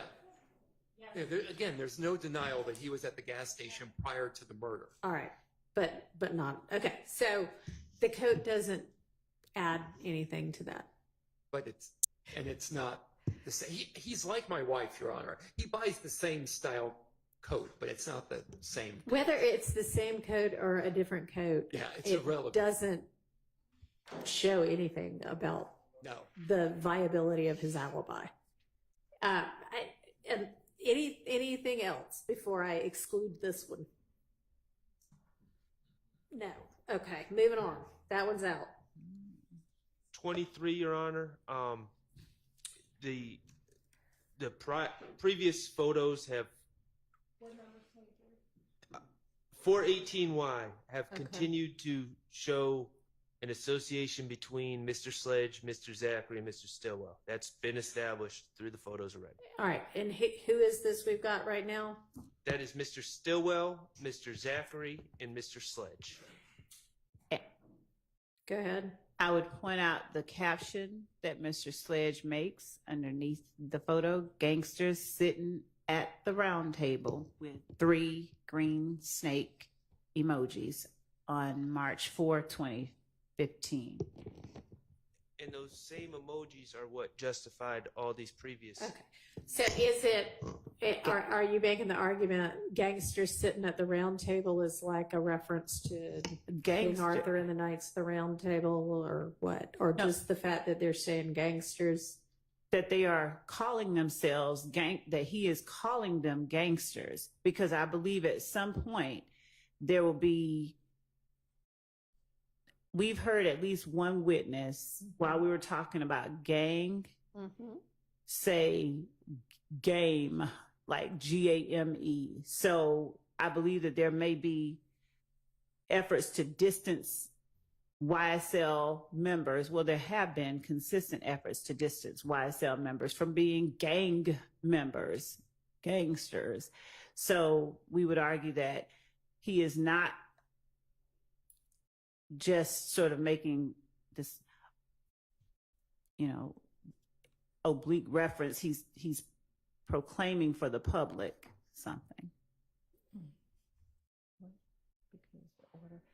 The generic term gangster is propensity, first of all, but secondly, if Mr. Sledge says something on the stand that's vastly is shocking to the state, and they feel that this contradicts it, then perhaps there's another discussion. But in and of itself, until that happens, I don't know why this would be relevant to anything. So remind me, The one that gangster in every city we go, that would show the same thing. You didn't keep it in. I believe. didn't rule it out. I You held didn't. it. We would prefer So- this one over that one. All right, then Wait. that one will be Hold- out and this one will be in then. But they kind of get to the same thing. So, Your Honor, could the court give me? Sure.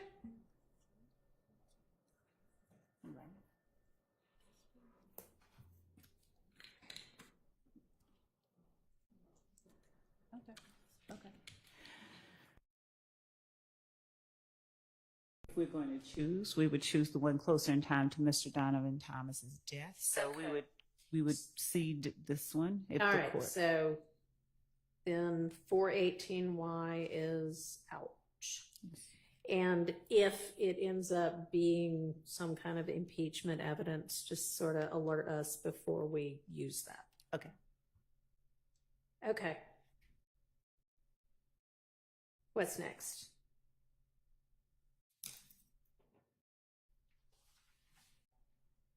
Number 421Y, which is number 26. It's another group photo.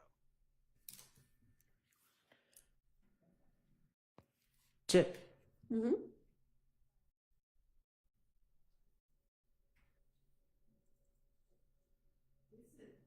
This is a picture that's in our indictment. I believe we may have even already admitted the photograph, but the caption is also part of what is important. So both the photograph, the caption, and the fact that it's in our indictment alleged as an overt act. What do you mean alleged as an overt act? The posting of that photograph was The alleged as posting an is overt alleged act. as an overt act. Yes. Okay.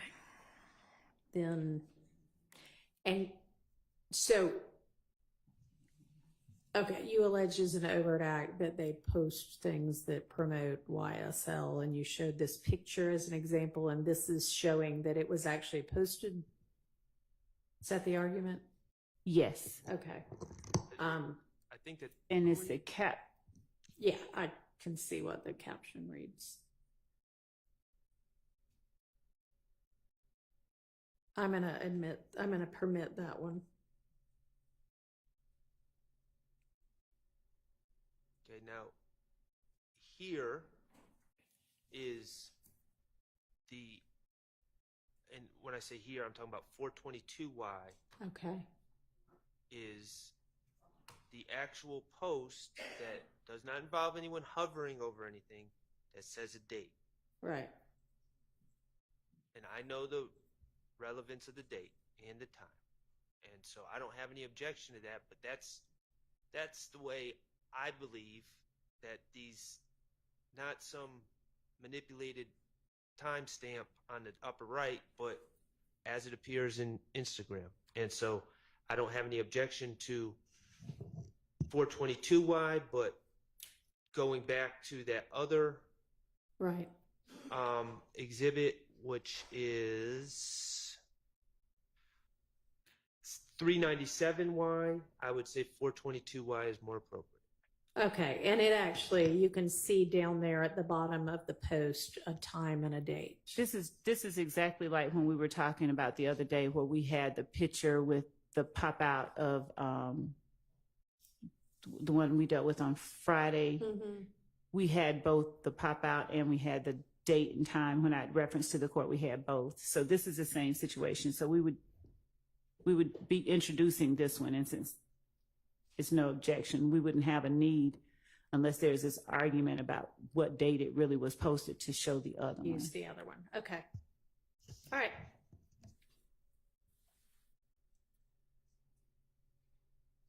So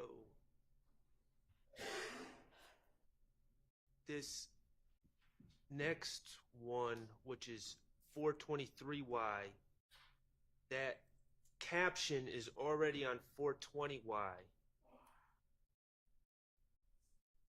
It appears that he's reposting something that some other individual who I don't know who he is, and I have no reason to believe that he's in this case, SMM body count with an X instead of a C, posted. And if you go back to 420Y, I believe, you see the exact same, I'll never switch up on my brew, I'm not a dub. So that seems cumulative, and quite frankly, I'm not a big fan, and I believe it's prejudicial to have a post by this gentleman, SMM body count, who we don't even know who he is. What's the state's response? I'm looking at the. That's fine. We don't object. Okay, so they concede Or that concede, they will yes. not use, what is it, 422? 423Y? 423Y. Okay. Thank you.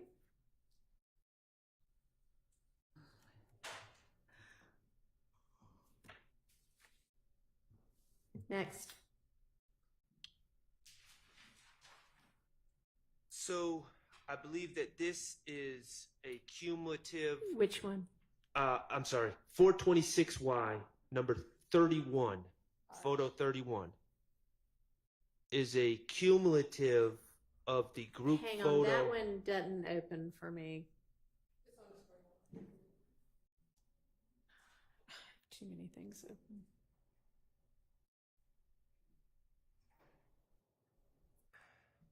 Okay, yeah, that looks like the same thing. That's a cumulative of 405Y. We're going to put up both. Okay.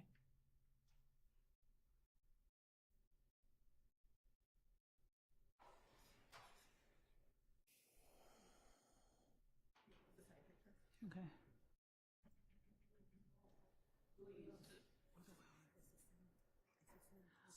We won't use both, Your Honor. We'd ask that the court allow us to. All right, well, choose Choose- now so that we know which one. Choose the one that is 405Y. Okay. All right, so they will not use 426Y. Oh, wait, his phone. Okay. Okay. Don't understand the relevance of 427Y.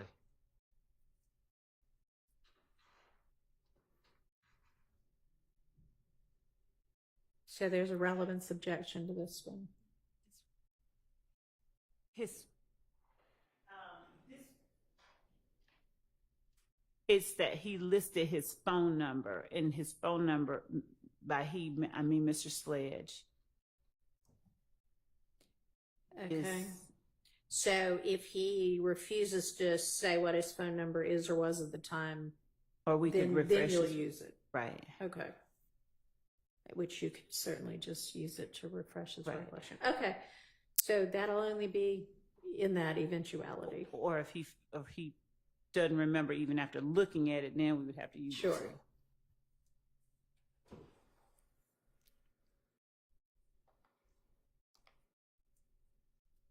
All right. Any others? We're almost to the end of this grouping. Yes, Your Honor, 430Y, which is number 34. I don't see a 430Y, but okay.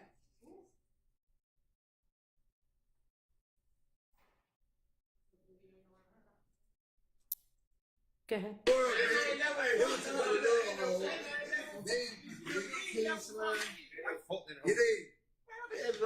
just had to hold the shit all day. I just had to hold the shit all day, man. She don't even know who that. She like, you crying. Who all do we have there? Don't we have Mr. Williams? We hear the reference to King Slime. Could you play it back again?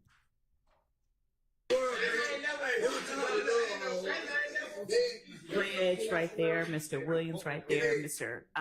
Arnold, Mr. Stillwell, and Mr. Kendrick, I just had to hold the shit all day. Darlington, and Kendrick, All right. and Copeland. Oh, Mr. Copeland's in there too. And when's this from? This was from. And also whose account? I'd be interested.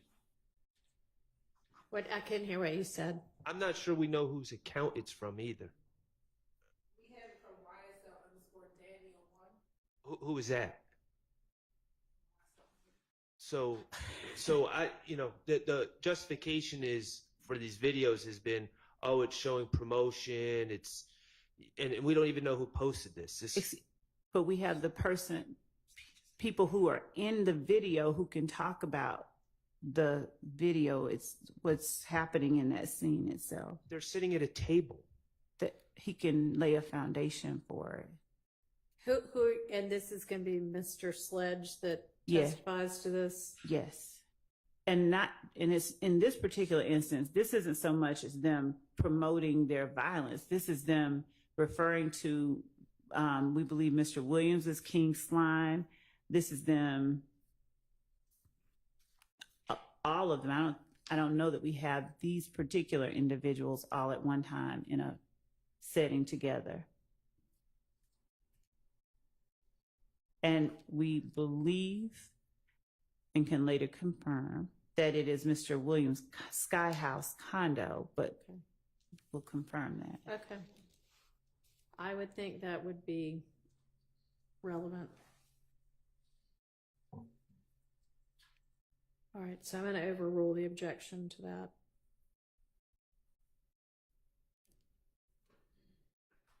What else?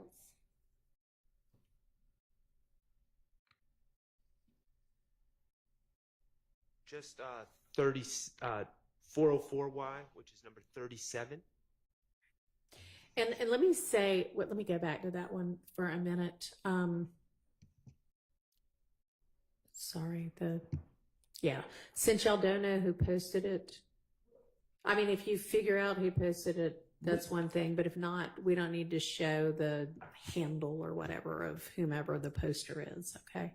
Yes, Your Honor. All right. Okay, now back to the next one. It's the last one, Your Honor, 404Y, number 37. All right.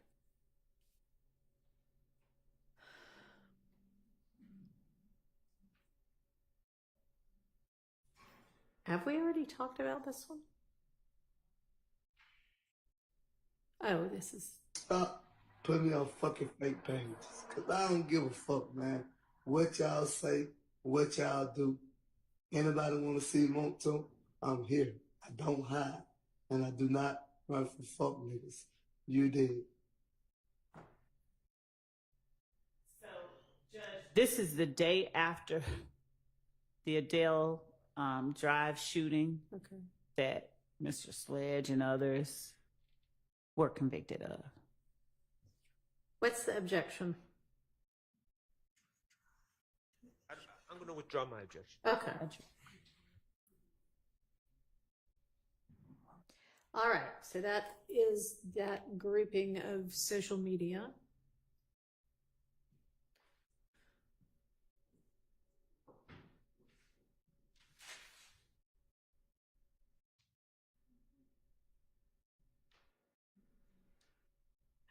I think I might have to go back and get into that Dropbox again. I don't see it.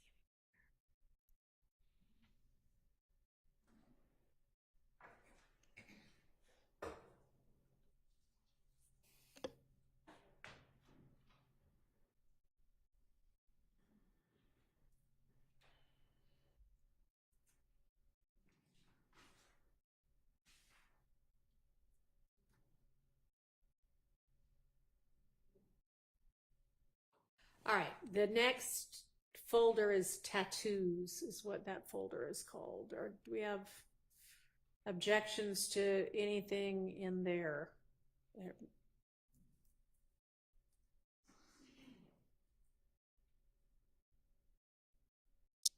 I mean, looks like a lot of them are the same picture over again. So at least I would think half of them, we don't need the same thing twice. We wouldn't be putting in multiple beyond pictures of that, Any objection? I mean, I assume he's going to testify that all of these are somehow gang-related tattoos or what? Because if they're just art, then that's not relevant. We're not going to put in all of them, just the ones that reference or pertain to his. I mean, he'll be here, so we may not Right. even put him in at all. He can show the jury. Well, I don't think I want him stripping down in court. Not so. all the way. So if he wants to show us what on his forearm, that's one thing. Otherwise, I'd rather let's use the picture, okay? I don't know. I can't get an answer to that. Do you know which ones you're going to intend to use that you believe are relevant to an issue on trial here? That he can't roll up his sleeve and show us?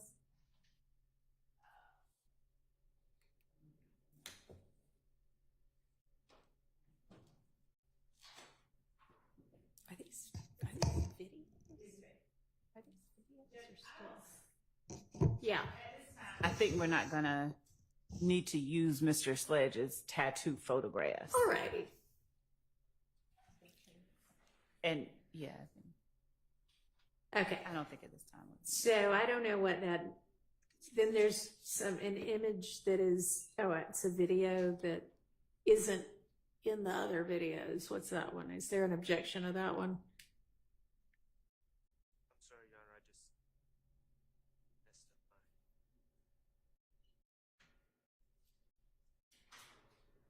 Your Honor, can you correct us to the video that you're speaking of? I mean, so I opened up the Dropbox and, went to Sledge's folder, and then within that folder, Okay, I'm sorry. I just clicked on it. I think that's the video. Is it the image? yeah, 0156, whatever. Yeah. So is that objectionable? No. Okay. Any of the other items in that folder? And they're marked with exhibit numbers.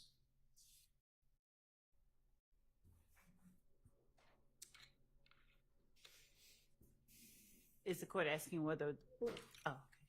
I know that the state's position, I assume, is y'all intend to use those and believe they are admissible. So I'm asking if there an objection to them.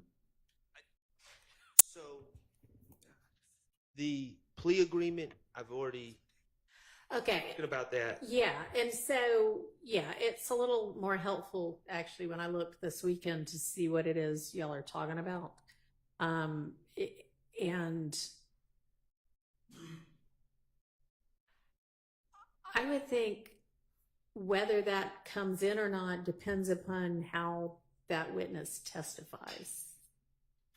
So When you're saying that comes in, are you speaking specifically? this, I'm looking at the, whatever it is, December 27th, 2022, several page. It's called plea agreement, but he's initial different factual assertions, and that's the one I'm talking about. It's 396 YC, Y Charlie, Yankee Charlie. Yes, Your Honor. And the terms of the plea obviously are fodder for cross-examination. Right. I would concede that potentially, depending on his testimony, statements that he acknowledged that would be inconsistent with his testimony could possibly be prior inconsistent statements. I would concede that fact. So I agree with Your Honor that to deal with the admissibility of the factual acknowledgement section, we would need to hear his testimony. My specific concern dealt with number 8, and just as I had concerns about Mr. Zachary and Mr. Copeland, whether they were in their prior statements, whether they were speaking out of actual firsthand knowledge or if they were speaking out of inadmissible hearsay or rumor or speculation. I don't want Mr. Sledge to be cross-examined or to be impeached with a prior statement that was based on that the basis of it was inadmissible to begin with. That's my concern. Well, And all I can say, and I'm not Mr. Sledge, so I cannot answer this for Your Honor, but I can say from my understanding from working on this case, that number 8 is not based on anything that my client has told him, and it's not based on firsthand knowledge. I think that may just be something y'all have to explore, because he initialed and signed a sworn statement saying, I personally know this. Maybe he doesn't personally know it and it was a lie, but I mean, they've gotten that there for a reason. And that's just going to have to be something y'all explore with regard to his credibility.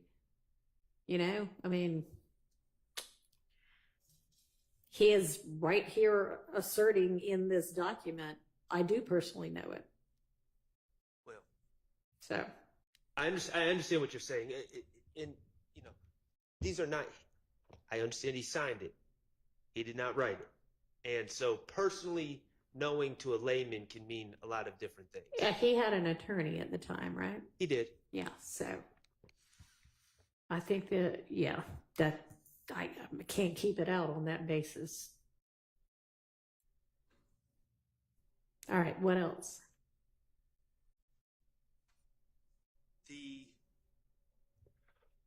We briefly discussed the plea transcript. I don't know under what circumstance that would be admissible. I would think that would also be a impeachment item. Would y'all only intend that for recollection or impeachment? Right, recollection or impeachment. Okay. Okay, and then we also have a gang profile, which is filled out by someone. I don't know who wrote this. I don't think we know. We've been given a bunch of these. I don't know if we know who wrote any of them, but it wasn't Mr. Sledge. Right. So we would not introduce the gang profile as an exhibit through Mr. Sledge. We may use some part of it to refresh his recollection or something like that. It would be because it would be a document that details certain incidents that involve Mr. Sledge. And it has photographs of him in it. We wouldn't be just whole hog introducing that. All right, so this is not going to go before the jury. Right. Y'all may We potentially refresh his recollection It's just over something like this. Okay. All right.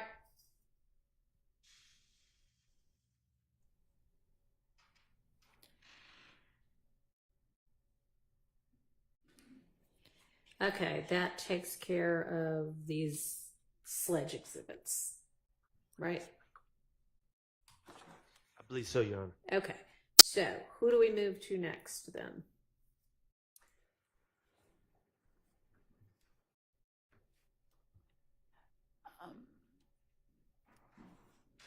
Listen.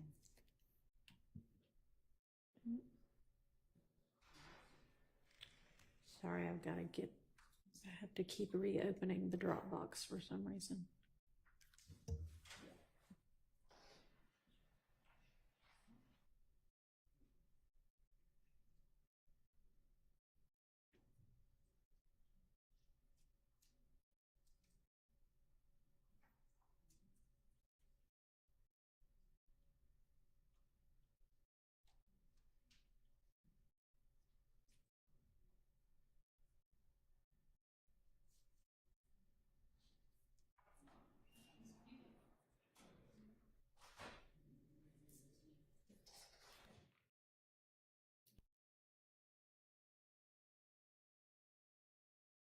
Is there anything with, I know, looking at the witness list, we've talked about Burnett, Sledge, and Zachary now. Thorpe's going to be moved to a bit later. So Bean? Not yet, Your Honor. There was one that we can talk about that I think merits conversation. Okay. So Mr. Kendrick pled guilty in 2015 when he was arrested with Martinez Arnold in October 2015, where they had the two guns, one of which was stolen. In the plea colloquy, the prosecutor, as a factual basis, asserted that YSL is a gang and that Mr. Kendrick is a member of YSL. And Mr. Kendrick acknowledged that and agreed to that. And so we intend to introduce evidence of that against Mr. Kendrick during the trial. Okay. We're absolutely going to object to the entry of not only that colloquy, but any plea that reflects a gang charge that Mr. Kendrick pled guilty to. Mr. Kendrick, to my understanding, I mean, that's a decision he's going to make, but I have no expectation that I'm going to have the opportunity to cross-examine him. It was a testimonial statement. He was in court speaking to law enforcement for the purposes of securing himself the best deal possible. And certainly his acknowledgement, admission, or his testimony, I would say, is what it is, out-of-court testimony, or out-of-court testimony as applies to this case, affects my client. A element of this whole case is whether YSL qualifies as a criminal street gang under the law. Mr. Kendrick provided testimony to that, that I will not be able to cross-examine. And so we are going to object to any entry of the plea to any gang count and any colloquy during the plea regarding the nature of YSL, according to Mr. Kendrick. And Your Honor, Go ahead. the court can limit the jury to consider that against Mr. Kendrick only. Go ahead. That would be wholly insufficient to protect the rights of Mr. Stillwell and the others, quite frankly. A curative instruction or a limiting instruction is not going to suffice. And you know, the state can try to prove their case, but they cannot try to prove their case with Mr. Kendrick's statements during a plea. Well, I'm not sure that's true.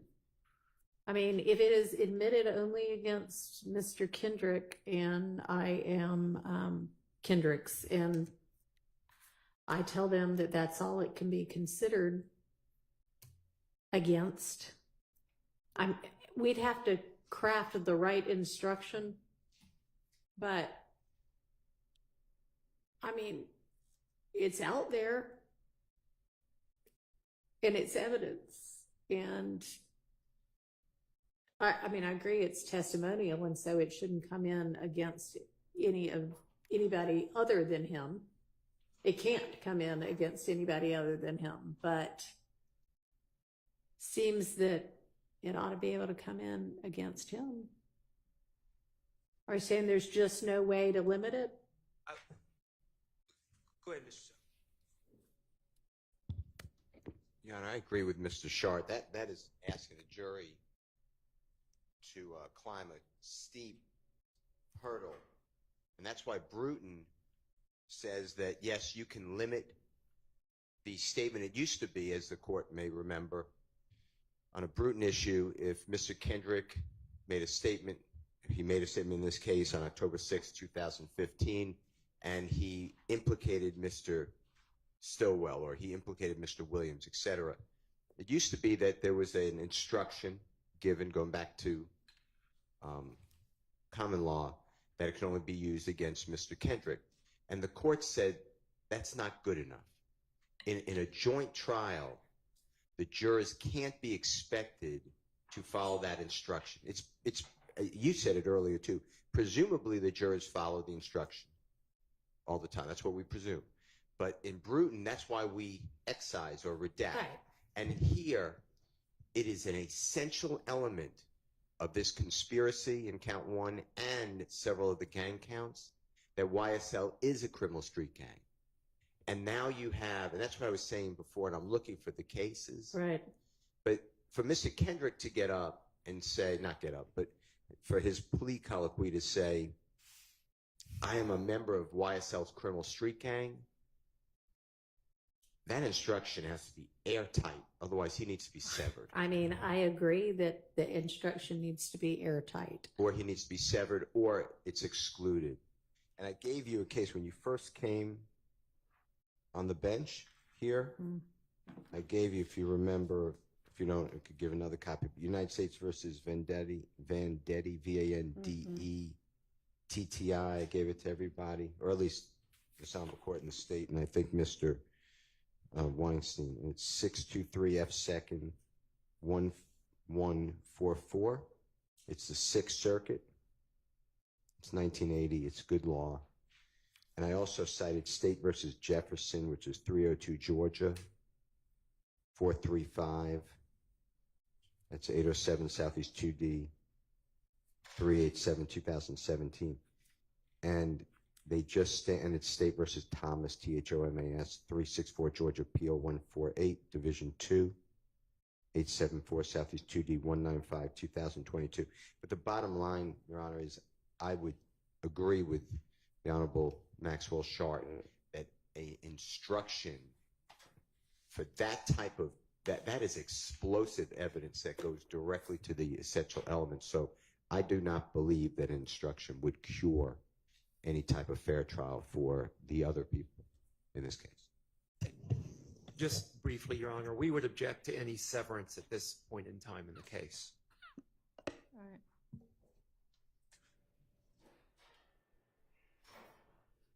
right. I mean, I've read Vendetti, and I don't think that it actually stands for the proposition that you're arguing it for right now. I looked at the other two as well. The guilty plea of any non-testifying co-defendant can't, it's not proof of guilt for any of the other co-defendants. I mean, I agree with that, but that's not what it would be offered for. Y'all, the state, need to come up with an instruction that you believe will insulate the admission of the plea colloquy, the part that you intend to, where if he says, yes, YSL is a gang and I'm a member of it, from any Bruton-ish type problems. Yes, Your Honor. And we'd need to do it at, before that's admitted, not just at the end of the trial. It needs to be provided to the jury at the time the evidence is admitted. Understood.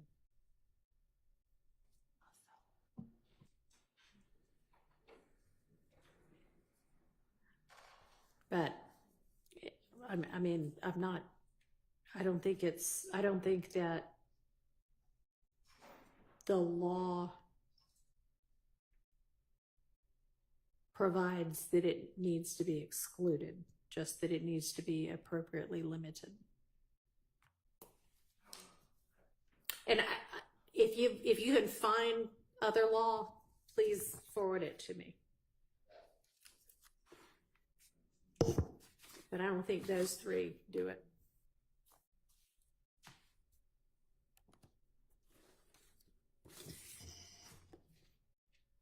And let's see. So Thomas, give me those two sites again. Just let me make sure I wrote them down correctly. I think you said 302 Georgia 435. Yes, that's State versus Jefferson. Jefferson, okay. 2017, and then State versus Thomas, 364 Georgia PO 148, Division 2. Yeah, got it. Thank you. Yes. May we offer as well Henderson, just for the court's consideration. Henderson v. State is a Georgia Supreme Court case decided August 21st, 2023, 317 Georgia 66 at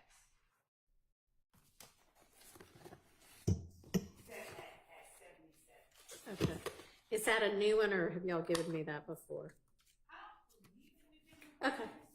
All right, I'll take a look at it. It's going to be Henderson State 2023 through 17, Georgia 66. Okay. So you think y'all may have? All right. For a different reason. Okay. Well, I'll take a look at it for this reason. All right. So we're going to need to do some work on that one, but I think we understand the parameters. Okay. So I don't know what, I mean, thank you, whomever raised that, but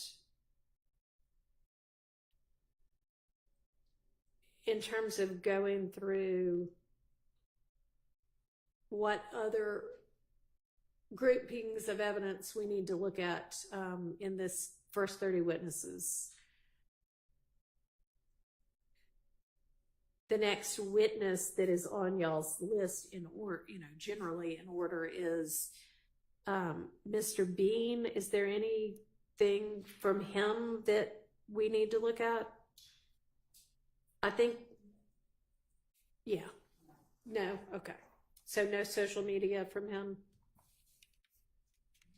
I didn't even see him in this folder, but no? Okay. And then there's Kenya Morton, and there's maybe an interview from her. I don't know if you... Her interview would not come in unless she's listed as the alibi witness for Mr. Kendrick. Okay. And we wouldn't be putting in her interview unless it was to impeach her.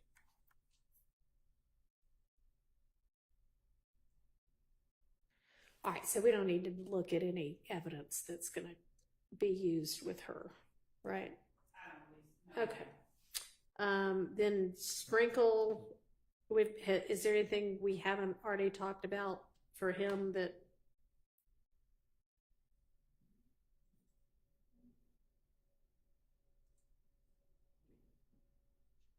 Yeah.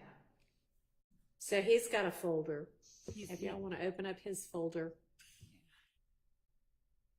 And then within his folder are lots of folders.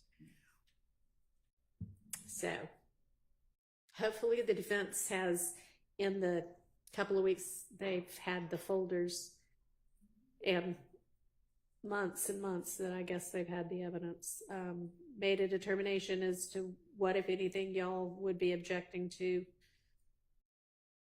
in this grouping of evidence.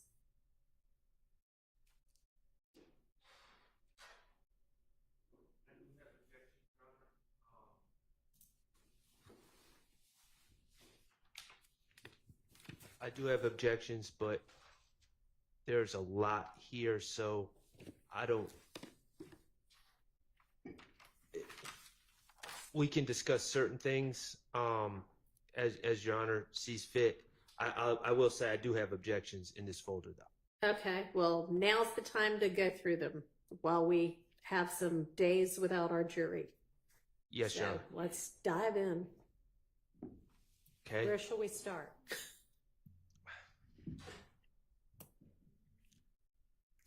We've got an Arnold file, two Arnold files, Garlington, Kendrick's, other items, Stillwell, and then some, I don't know, looks like pictures maybe.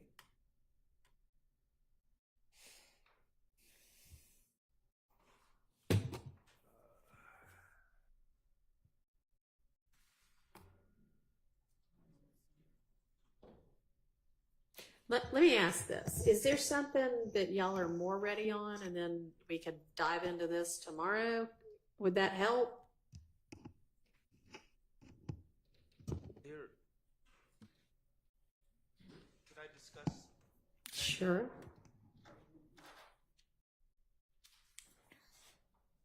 When they're finished, we can make an announcement on the Marquavius Huey motion in limine to get that off of our to-do list. Well, we'll wait till after they confer.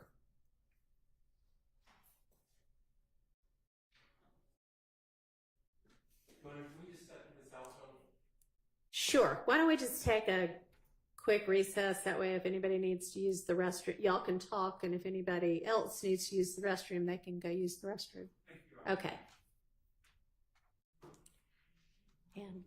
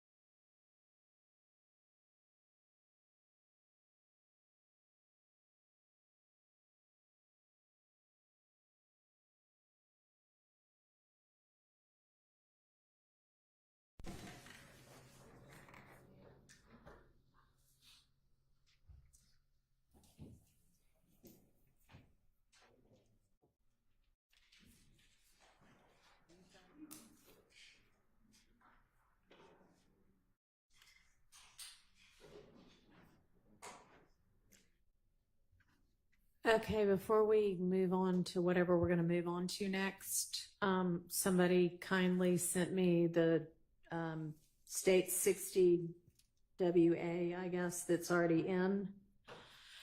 And I've only gotten through about half of it, but so far I don't see how the item number 14 from Zachary's folder is cumulative of what is shown in that video, and it may be in the part of the video that I haven't seen yet, but can somebody pinpoint for me?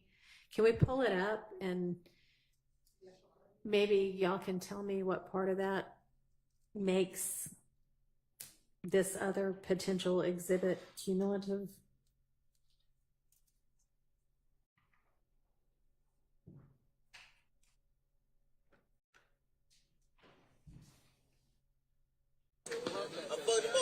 Hey, baby. And I do not want to watch the whole video. I mean, I just, what's the part that the defense is contending makes Zachary's exhibit, I don't know what the exhibit number is, but the item number 14 cumulative? Yeah. Recollection is you asked if there was another video that showed the display of handguns and quote unquote gang associated Right. verbiage Right. and things of that nature that tended to show associations with whatever we want to call YSL, Right. using the word slap and slime and things of that nature, and displaying of handguns. And that our point was that the state has admitted, I believe this says 5 minutes long. I remembered it being longer than that, but Oh, it's longer than that. Oh, okay. Because I watched it for 5 minutes. Yeah. The version, so the what was omitted was shorter than the original Okay. version. Well, that's merciful for the jury. Right. So, I mean, my point was we've had these types of videos introduced before. My intention was not to suggest that it was identical No, or and I know exactly that. But I the mean, same. I wasn't seeing a whole lot of like guns in the front of the camera kind of thing. And they're just standing around in a parking lot saying things and what have you. But And the only portion that I believe has a gun, one of the co-conspirators, Walter Murphy, I think the line is he just got out last night and he keep the strap on him and he lifted up his shirt, but he didn't point it at the camera. He just lifted up his well, shirt. and maybe I didn't get to that part of it yet. But let me go back and look at the item we're talking about again. But it seemed much more kind of the whole point of the video. So sure, yeah. I mean, My whole crew got blunt.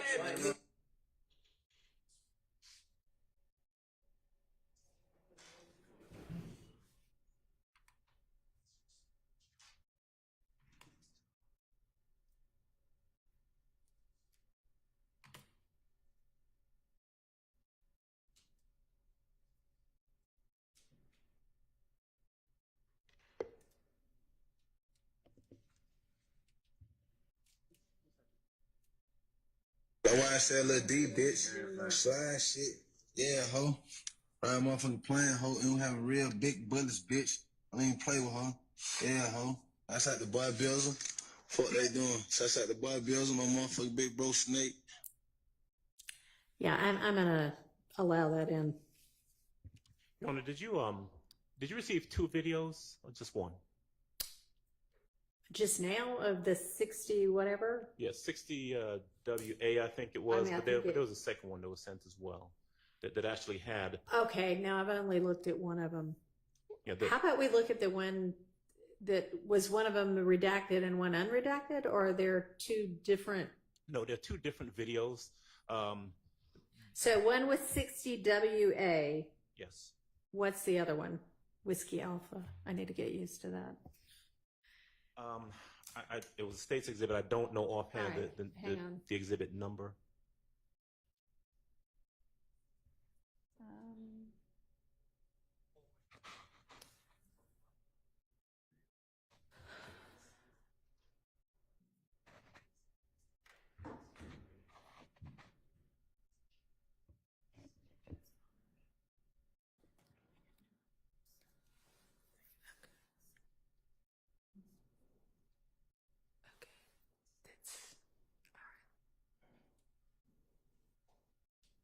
It's on a Google Drive.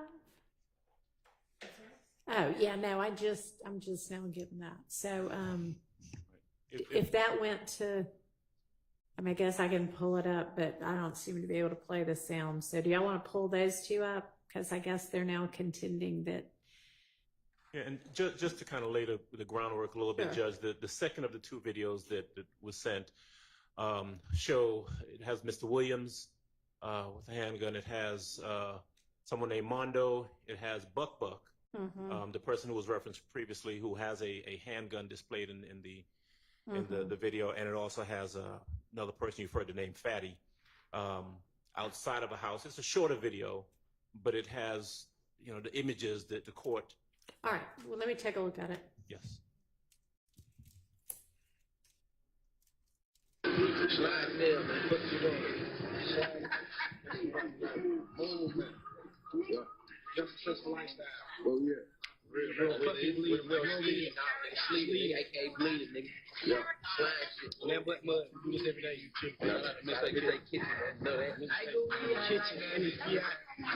Fuck yeah. I like to talk, gonna put you on the camera, talk like that. We're going on the trench, man.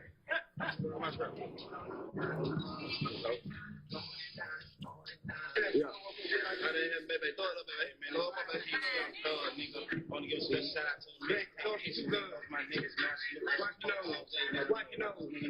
Watch your nose. Yeah. Wow, nigga. Big B. Little baby rolling B. Little baby rolling B. This ain't no industry. We don't see it, they can't fucking believe the slaw in the fucking trenches, man. Look, we hate it. Right now in the trenches, keep pills. Like you bitches up. You keep shit on shit on there, nigga. Please, you fucking do it. Oh. So that nigga not playing. Like that, step up. You know what's on me.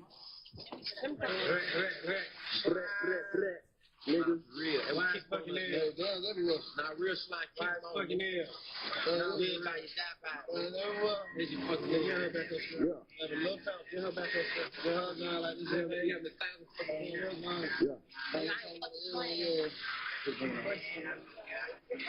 Hey, you're talking about everyone you fucking at, man. Like that, yeah.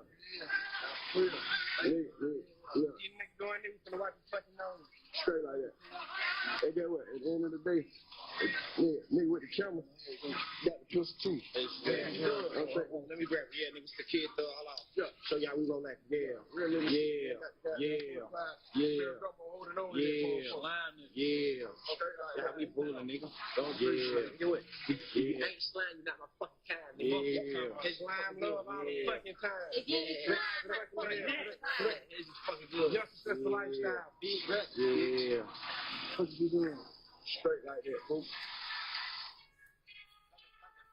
All right. I don't find them to be cumulative. That there's one small part of that where some woman holds a gun. I don't think that that's really the same as what's shown in the item number 14. So I'm gonna stand. My ruling stands on that. I appreciate y'all sending those over there for me to consider. Okay. So are y'all ready to dive into the items that would come in with Mr. Sprinkle? Or do you want to move to something else and come back to that? That's what y'all were huddling about, I think. Speaking for the group, I believe the preference would be to discuss the state has noticed a number of intrinsic acts. Okay. I think the group would like to discuss that. That's if it's fine. all the same. I mean, we got to get through all of it, so I don't really mind if we do it in a different order. Okay, let's do that. Oh, and actually, Miss Hilton, you had said you wanted to put something on the record about, I think, Mr. Huey's motion limine about I assume it was the one about the photo ID from the deceased witness. Okay. What's your announcement? Your Honor, the state does not intend to introduce that photographic lineup or the interview itself. The state would ask if a photographic lineup occurred and would ask if Mr. Howland was interviewed, but not the substance of what happened with either of those items. Okay. Does that cover it?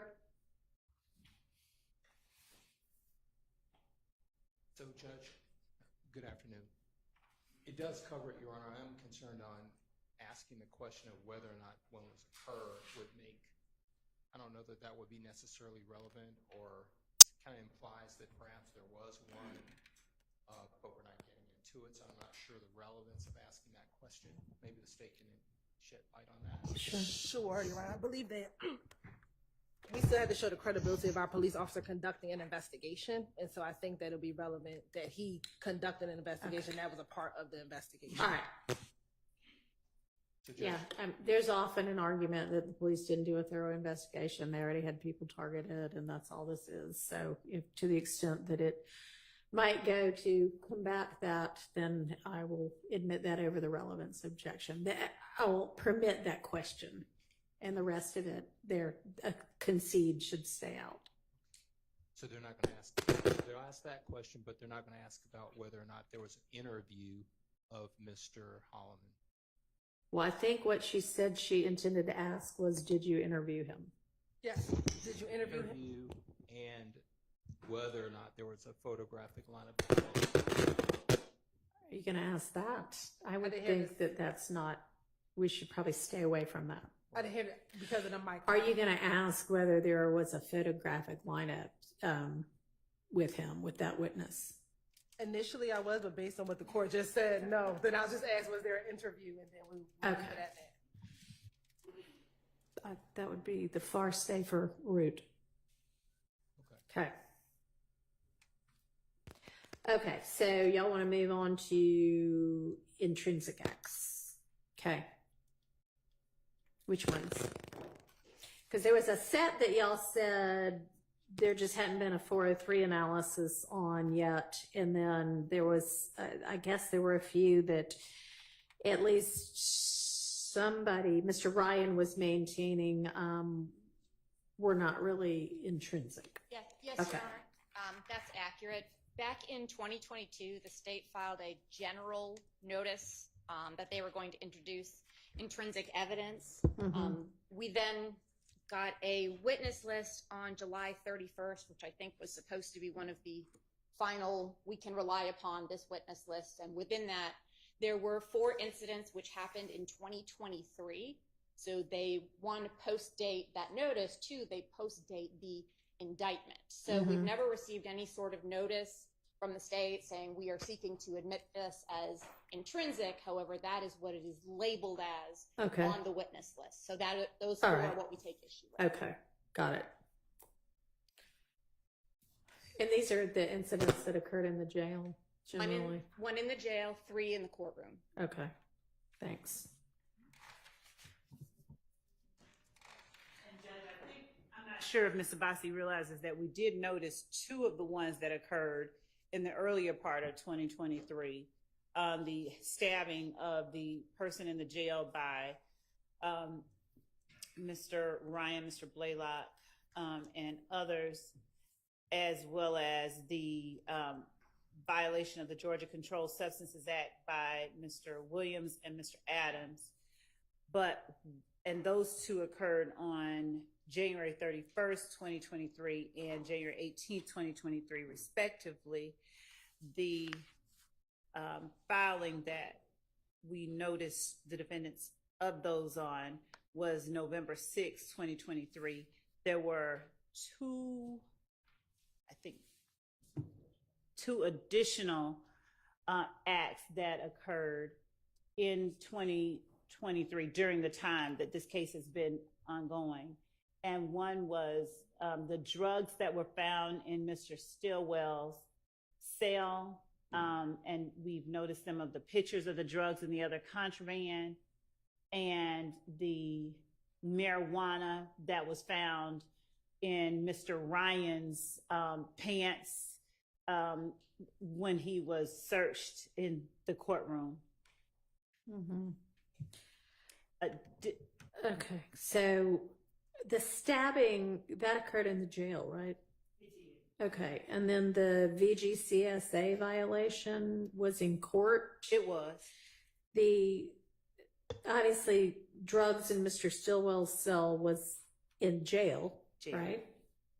And then the marijuana in Ryan's pants was in court. Is there another incident that occurred in court? Not that's on here. Okay. Ms. Abassi, you had said 1 in jail, 3 in court. I'm sorry, Judge, that 2 in jail, 2 in court. Okay. Okay. And the argument as to each is that this is not really intrinsic? yes, Judge. Okay. It doesn't fall into any of the 3 categories which would classify it or qualify it as intrinsic. Okay.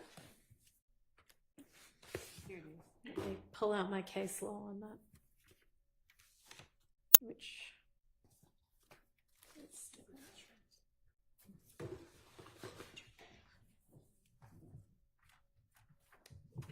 all right.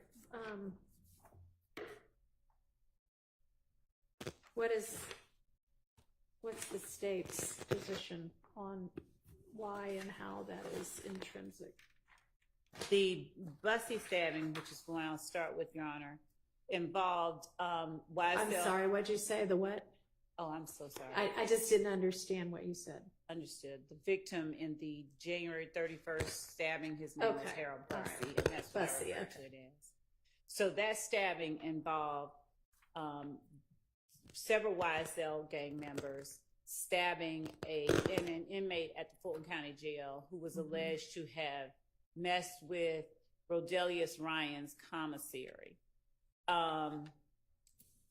It involved, among others, Demise McMullen, Javon Fleetwood, Christian Eppinger, Damone Blaylock, and Rodelius Ryan.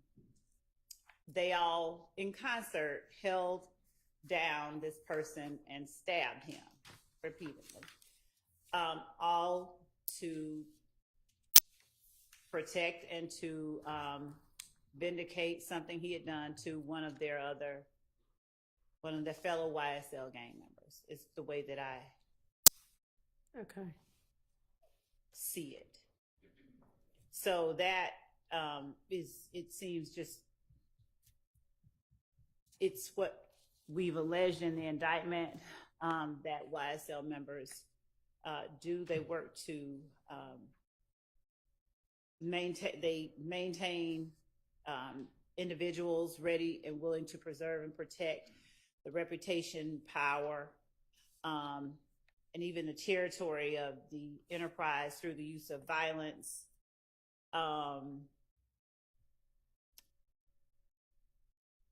Okay, I understand.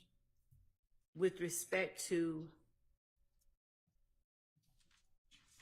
the law, we would cite Johnson versus the State of Georgia Supreme Court case decided September 21st, 2021, cite 312 Georgia 481. And we cited this last week. The Penn site is 491 to 492.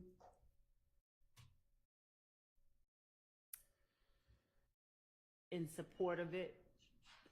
Okay. With respect to the January 18th violation of the Georgia Controlled Substances Act, this is 2 YSL members on trial for conspiracy to violate the RICO Act through drug distributions, drug use, drug possessions. And while in court on trial, they are passing Percocets, one to another, and we argue one to the alleged leader of YSL while in open court. One of the assertions that we make regarding the conspiracy.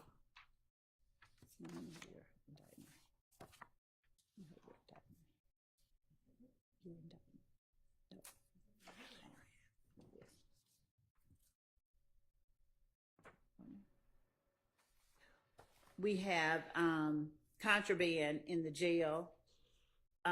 We have stabbing in the jail of YFN Lucci. We have communications in the jail. These types of actions on the part of the defendants are the type of actions that we have alleged in the indictment, and it shows that the enterprise flows from the streets to the jail to the courtroom, and that the conspiracy is ongoing. And what exactly is the evidence you would be introducing on this VGCSA? The video of it. And what all does, I mean, maybe I need The to, video what does shows, it show? shows Mr. Adams going up to Mr. Williams while on a break. He's appearing to dap him up, if you will. Mr. Williams puts his hand up under the table. One of our lieutenants goes over to Mr. Williams and sort of says, "Give it here." Mr. Williams brings his hand out from under the table, relinquishes the Percocet to him, and later Mr. Adams is searched. And I think more Percocet pills, more drugs are found on Mr. Adams. And the drugs, the photos and tests of those drugs. All right. And what's next? The marijuana was also, so in Mr. Stillwell's cell, there was, on March the 29th of 2023, there were drugs found in Mr. Stillwell's cell that consisted of ecstasy pills, I think contraband, was it cell phone? A contraband cell phone, for him to have gotten those drugs into the jail while he's on trial for kind of actions involving narcotics and the enterprise and the sale and distribution of drugs through that enterprise. We believe is evidence of the ongoing conspiracy. Okay. And then the last one, I guess, was the marijuana found on Mr. Ryan. Give me a little bit more background about what your evidence is going to show on that one. That Mr. Ryan, while sitting in court, I believe deputies may have smelled the marijuana on Mr. Ryan. And when they went back to try and search or to figure out where the smell was coming from, a large commotion was made. And the deputy... A large commotion by... Mr. Ryan. And the deputies found the marijuana attached to, I think, his inner garments. Okay.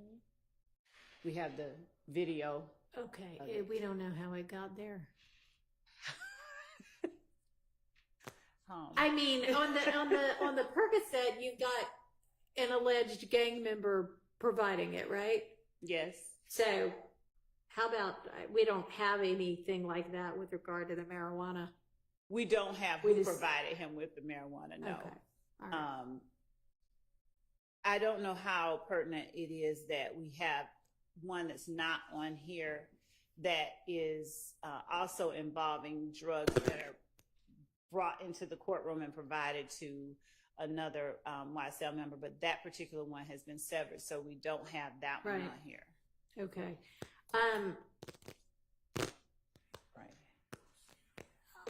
I think that the first three that we talked about are, I can see how those would be intrinsic to showing the allegations that, this is a continuing, ongoing RICO enterprise. Mr. Ryan being in possession of marijuana when we don't know where it came from, that one, I just don't see that falling within. I mean, it shows, what it shows, that he's in possession of an illegal substance, but it doesn't I don't think it's intrinsic, so I'm gonna rule that one out. Yes, Your Honor. The other three, Your Honor, yes. Go ahead. I appreciate the directed verdict that you just gave for one of Mr. Ryan's. Oh, is that intrinsics. one of his? That's not something. No. Yeah. I'm saying you're That's keeping not it out anything without from- hearing, but from us. But regarding Mr. Stillwell's, Mm-hmm. okay, we have an indictment with 100. I believe it's 191. Could be off. 191 over X. Yeah. Okay. We also now have a list. At first we thought maybe they had abandoned these 53 and they were narrowing it down to 4, but no. It's 53 plus 4, 57 plus 191. That's 248, I believe. 248 uncharged events, or not substantively charged events, in that are coming into this trial. Regarding, the state keeps saying, and this shows the enterprise. Okay, there were apparently, I've seen photos, I wasn't there, there were pills that were recovered from Mr. Stillwell's cell, where he has a cellmate. Okay? There is absolutely nothing about those pills that suggest they were provided by anyone associated with YSL. There's absolutely nothing that suggests that those pills were going to anyone associated with YSL. There's absolutely nothing to suggest that any proceeds from those pills were being provided to anyone in YSL. There was a phone. I have not received any information from that phone that suggests any link at all to YSL. Okay. I am not saying my client's a drug dealer, but what I am saying is people that are in possession of drugs, whether it be my client or his cellmate or someone else, are able to sell drugs without being part of a huge enterprise and without any evidence that somehow this is linked to YSL. This isn't intrinsic. The test for intrinsic is an uncharged offense arising out of the same transaction as the charged offenses. I don't believe that's the case. Evidence necessary to complete a story of the crime. That is definitely not the case in this scenario, and it's inextricably intertwined with the evidence for the charged offense. I don't believe that's the case either. So I don't know why this is. I understand. Thank and you for. And just so you know, Your Honor, he is charged on a separate indictment. I believe it's indicted. If not, it's in a CP case still, but he is charged separately, and that case is pending in Fulton County Superior Court. Okay, appreciate it. Thank you for bringing my attention to that. Your Honor? Yeah. If I may a bit further. The one case on which? Really regarding all three of them. Okay. I'll start specifically with the stabbing as the state did. Can I rule on this other one first? Give me just a second. Which other one? The one that Mr. Sharp was just talking Your Honor. about. Okay. So the Stillwell had a cellmate. Is there any evidence as to where the drugs came from, or that it was his, or that the cell phone was his, or connected in any way to YSL? Well, two things. So yes, we believe that. I think we have body cam research. We believe that the testimony from the deputies within the jail would establish his ownership of it, but more importantly, what we have, I briefly touched on it, was the other YSL member whose intrinsic act that we've not put in here. The pills, if we call them purple hearts, blue stars, and yellow diamonds, they were trafficking amounts in Mr. Stillwell's possession, and they were trafficking amounts in the other YSL members' possession. That is not on here and that has been severed. They are the same type of pills, and they are a large trafficking amount. Okay. But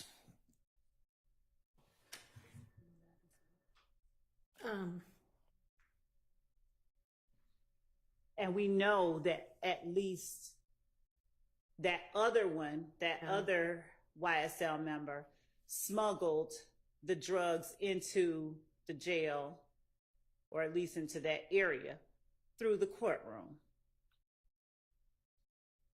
as it was described, it was enough in one. It was a pharmaceutical. Okay, so any evidence that what was in Mr. Stillwell's cell came from that? Other than it was that they were just alike. If you looked at photographs of it's not like you had all white pills. Like you had the same array, Blue, variety, purple, and to use just some colors. Like they were literally at least three different colors and three different shapes of pills. And they were the same, three different colors and three different shapes. and you can establish that those were YSL related? Yes, because How? when you say those, you're talking about the ones So that if originally came I'm in? to accept that y'all have enough that you can make the assertion that the pills that came through some court proceeding to this other person who's not a part of this trial, Right. are the same that are in Mr. Stillwell's cell, then what's the YSL connection? Not the there? same pills and same Type, the Yes. same, shipment or whatever, the same. that person Loop. that person was in this trial. That person was in this trial during that time. Okay, but them being in the trial and co-defendants doesn't establish what the assertions are. No, it's the not similarities, the exactness of the like. No, I'm not asking at this point, like, assuming for the sake of argument that, yeah, these pills all came from the same place. And he, in fact, then what's the YSL tie-in? May we approach with a member of the defense? Sure.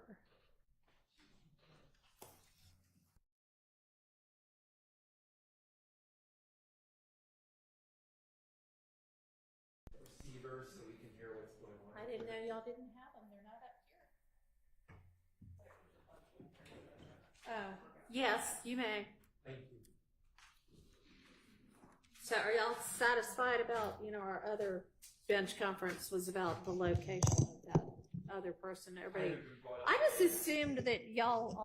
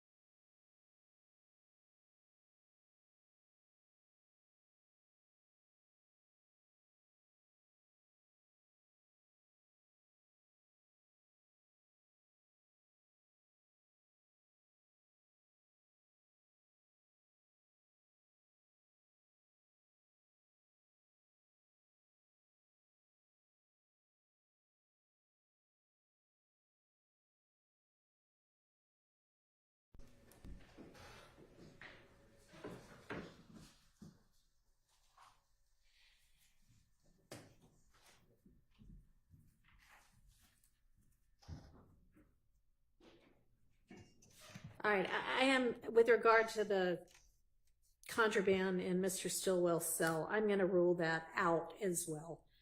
And I mean, you may have another indictment against him at some point in time, and it would all be appropriate to come in there, but not for this case. So that, now, Ms. Abbasi, what do you want to say with regard to the other two? Yes, Your Honor. Your Honor, actually, the state cited, when they discussed the stabbing, the same case I cited, Brown, which had, as Mr. Shard said, those three circumstances.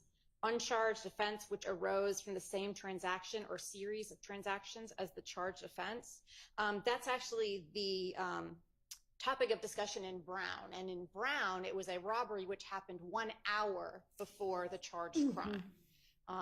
If the state is going with it's part of the same transaction or series of transactions, then we have a very serious problem with proximity, because the case law is not anything a conspiracy does that happens over the lifetime of the conspiracy qualifies as intrinsic.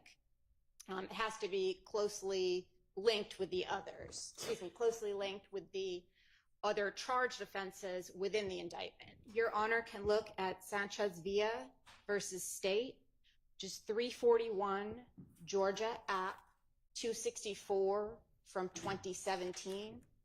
Within that case, the evidence the state was trying to present, the court found all of the cases the state submitted distinguishable.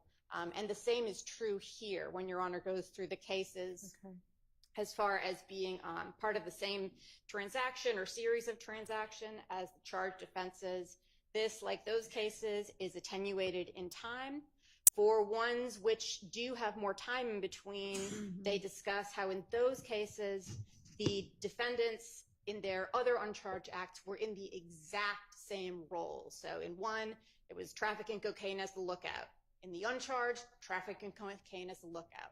There were very specifics linking them. Were any of these in the Sanchez Villa, either those facts or the cases that are distinguished, either a RICO charge that was involved or a gang enterprise? I will double check because they go through quite a few cases. I'm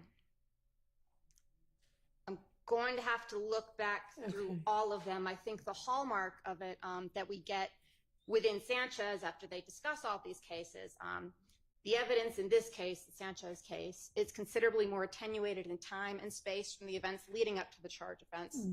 So it offers little to help the state. They continue on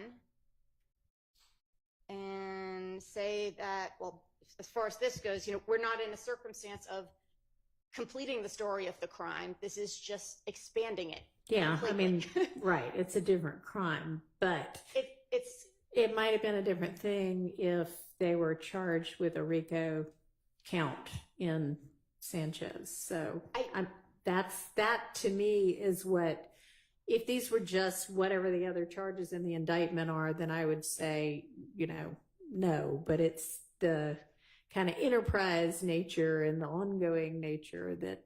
And I certainly understand that, Your Honor. I think, however, to say, well, it's part of the conspiracy basically opens the door to anything any defendant allegedly who's a member of YSL does, then automatically becomes part of the conspiracy and automatically comes in simply because it is intrinsic. I think with a lot of this, Your Honor, we're getting close to some due process concerns here. The defendants are on trial for the offenses they were indicted of. That's what they're on trial for. They're not in trial for the enterprise continuing in 2023, that it was still ongoing. That's just not relevant. If the day after indictment, every one of the defendants got together and said, whatever our group is over, and it was completely disbanded and no longer continued to exist, that wouldn't be relevant either.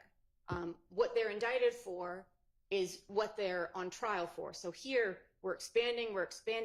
That's, I think, a lot of what's happening with our social media and other things that I guess the state has found afterwards. They're now being tried for things the grand jury never heard about. And that specifically is a violation of due process. I can supply to Your Honor the U.S. Supreme Court case law.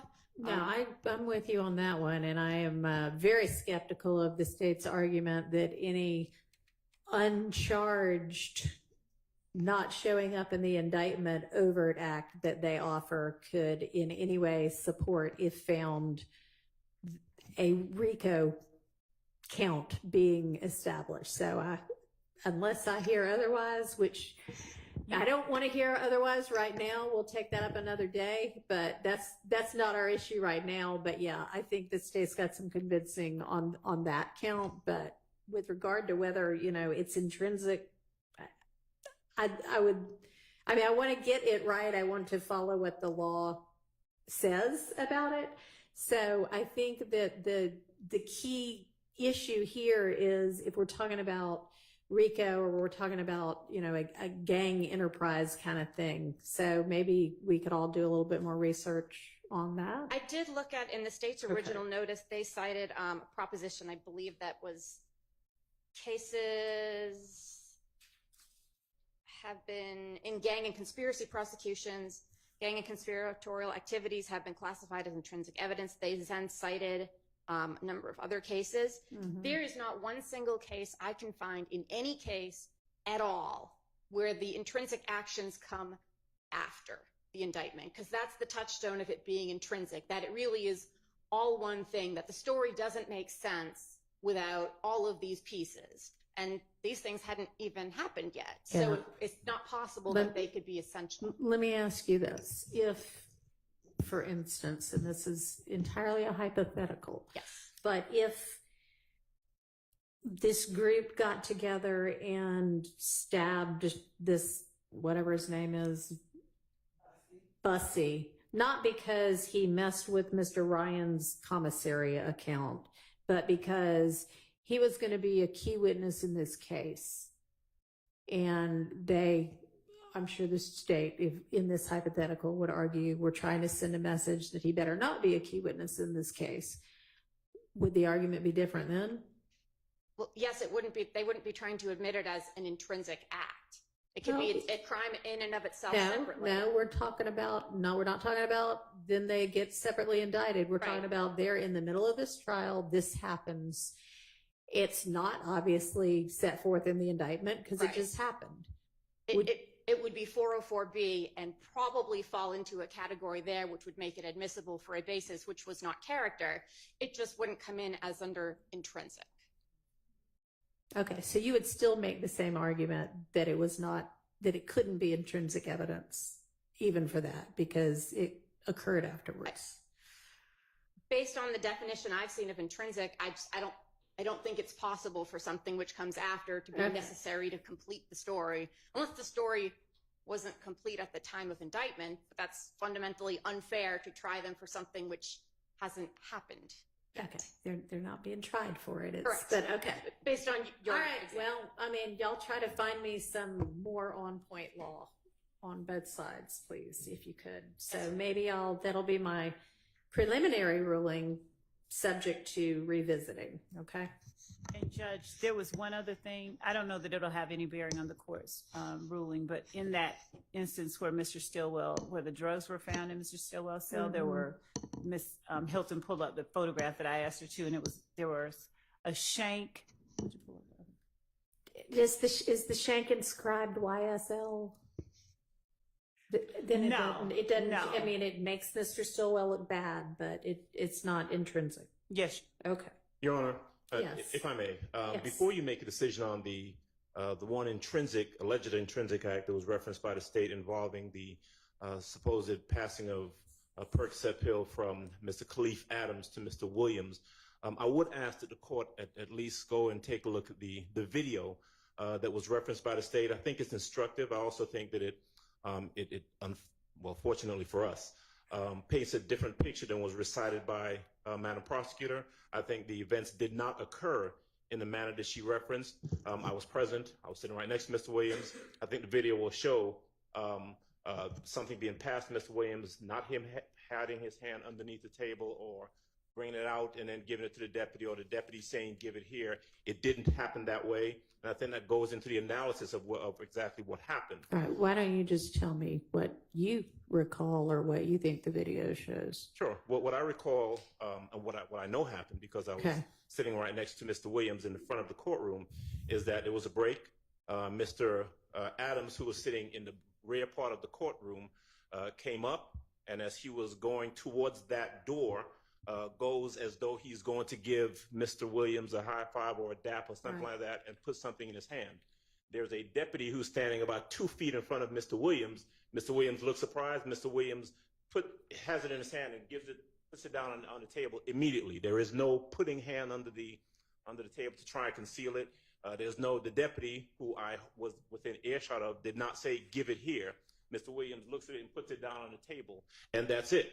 Okay. And at which point, another deputy sees Mr. Adams and either takes him, I don't remember if they took him in the back or brought him back here. Okay. He was searched in the back, as I understand it. I think court recessed after that because of those occurrences, but that's how the incident actually occurred. Okay. Can y'all send me that video? Yes, and the deputy, the lieutenant, would also be a witness to what I'm saying. All right. Well, I mean, I would imagine the video shows what happened. So. It does. It does indeed speak for itself. itself. Well, we'll come back to those two.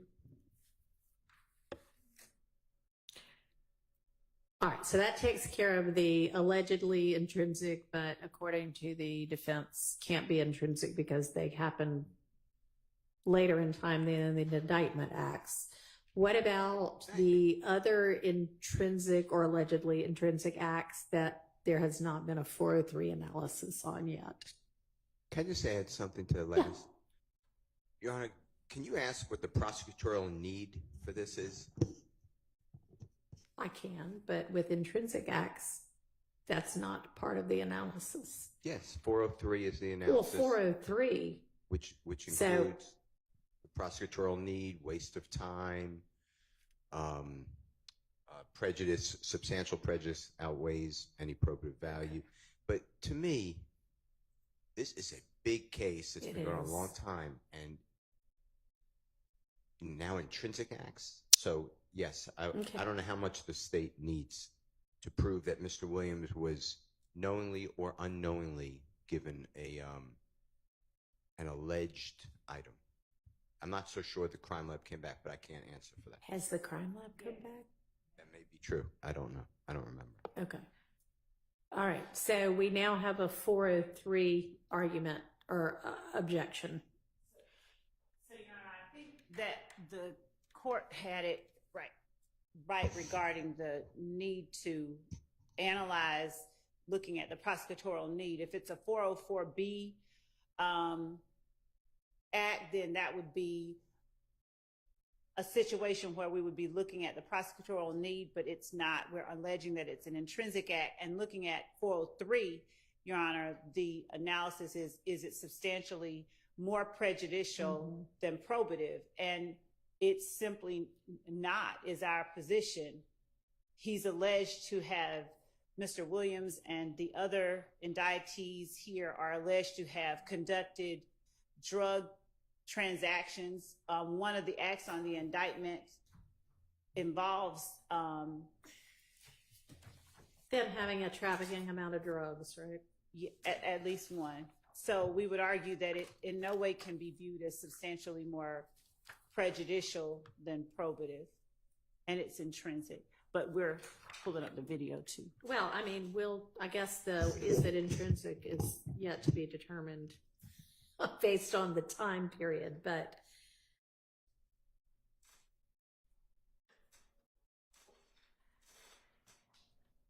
Your Honor, this is not really my argument, but I have got to weigh in here on this issue. Yeah, thank you. I'll get my 5 minutes in. The 403 analysis is not limited, as you know, to is it more prejudicial than probative. As Mr. Steele said, you also have undue delay and waste of time, and those are factors as well that I'm not surprised that the state ignores, because they seem to have no concern for delay or waste of time. So those are factors that the court should consider as well, Your Honor. All right. Thank you. Okay, well, I will give y'all a couple of days to, if you can find more on point law, provide that. And if not, I'll just have to go on what we've got and make a decision. I'll take a look at the case that got cited and the cases within that, and then, if need be, do the 403 analysis. I may not get to that, but okay. So that's those. What about the other intrinsic acts that 403 hasn't been done on yet? Do y'all just, is there a list? And is it? And I can't, let me see who, I'm not sure quite who filed that one. Or maybe Mr. Sharp just told me there are some that the 403 hasn't been done on yet. From the November 6, 2023 filing, but I don't know which of those. And some of them have already been, so Judge Glanville made an initial ruling on one day on 1 through 3. And then throughout the trial,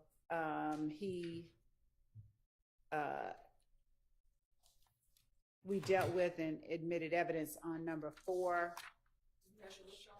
Does the court have Not the right in list? front I'm of not sure me. what list you're referring to. The filing on November the 6th, 2023. Yeah, I think I've got that. Give me a second to locate it.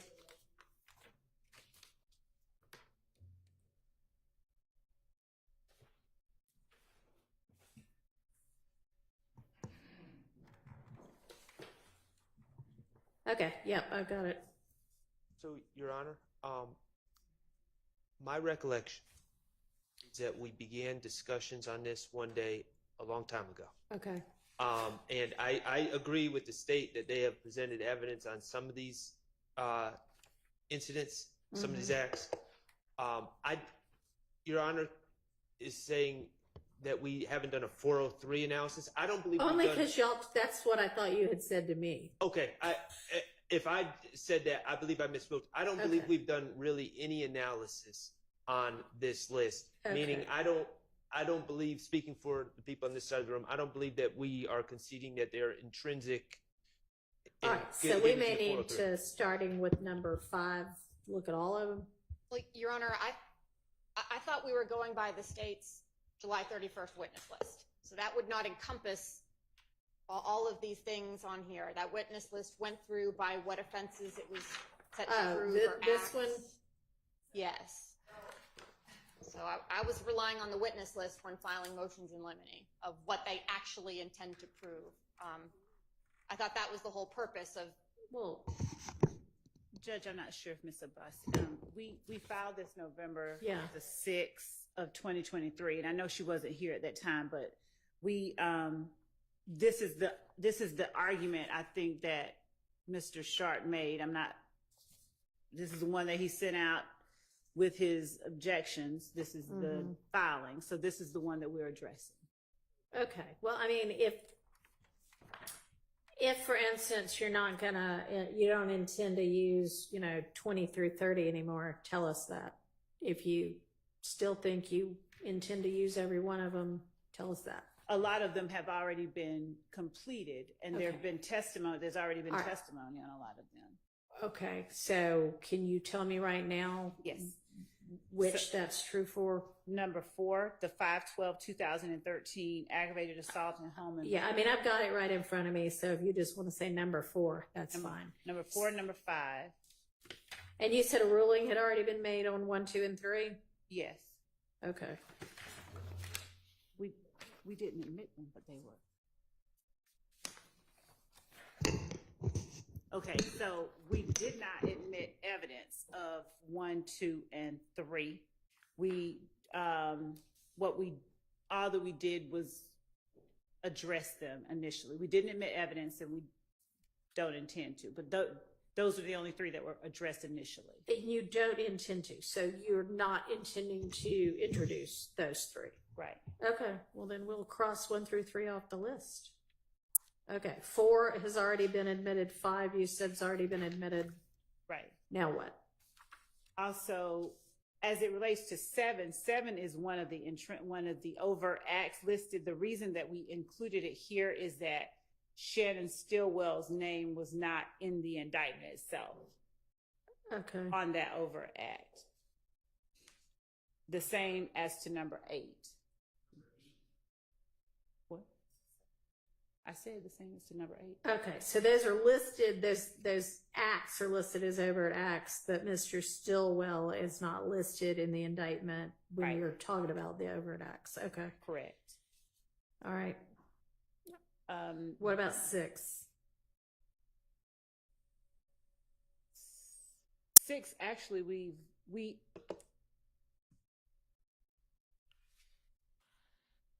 so 6 is going to be talked about. It has already been talked about some, and it'll be talked about some more. Yeah, I thought it had already been talked about some. So, I mean, that's in the past, basically. 7 and 8, given that they're overt acts, adding Mr. Stillwell to them, that can still come in as intrinsic. What else? 10 has already How about been. 9? 9 has not been talked about. And do you intend to still present evidence of that?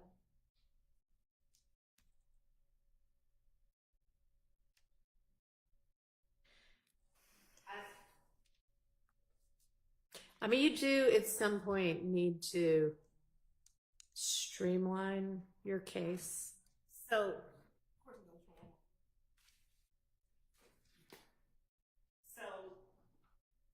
we can strike off number 9. All right. I believe.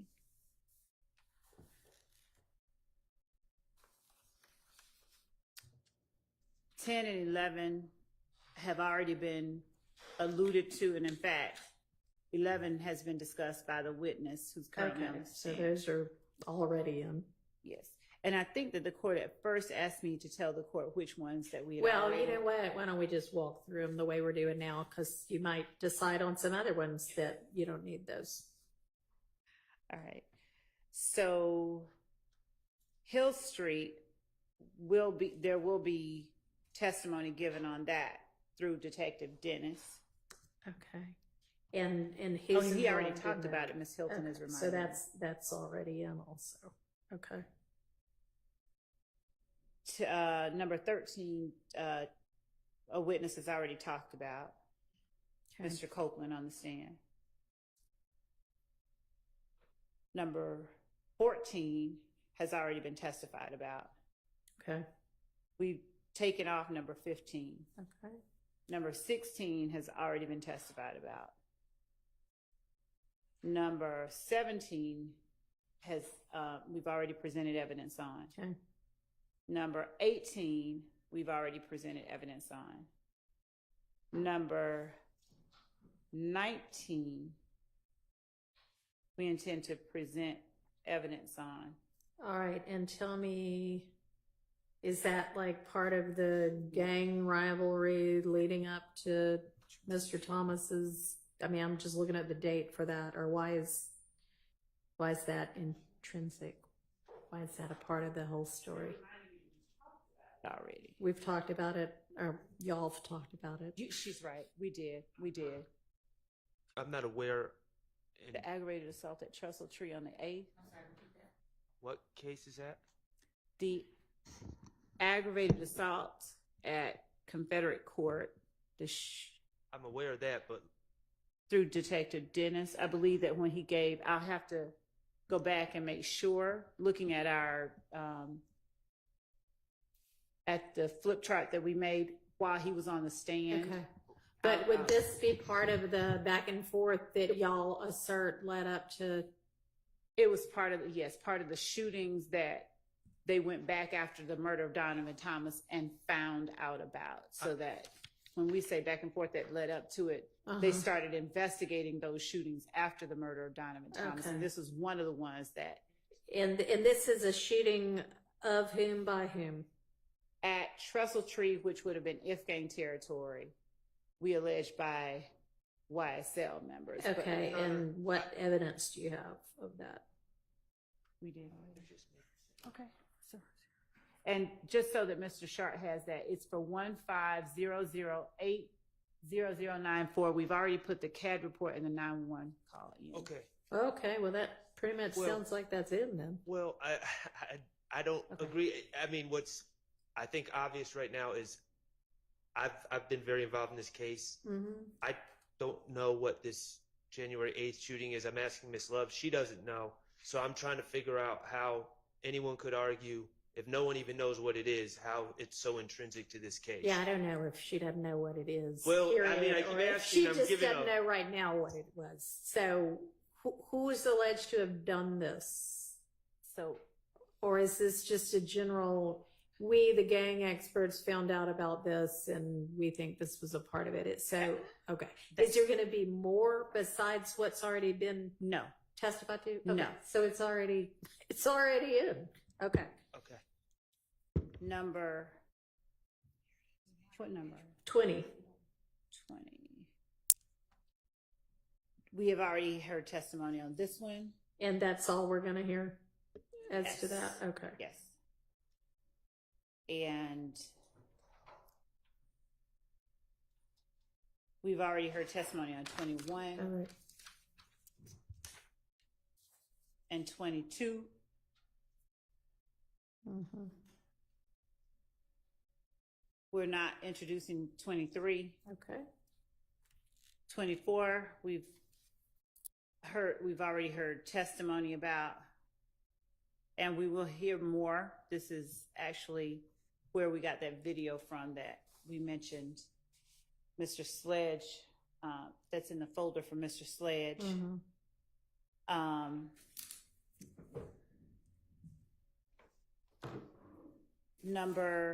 So, hang on. What else is going to come? I mean, great if the video happened to be from there, but what else is going to come in about this ag assault criminal damage? well,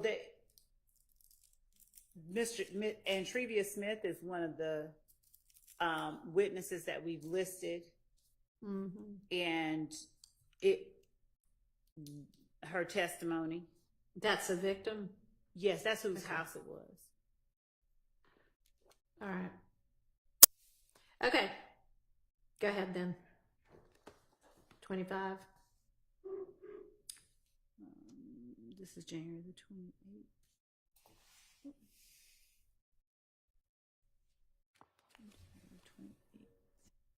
I thought we'd already introduced that. Kendrick's possession of firearm on January 28th.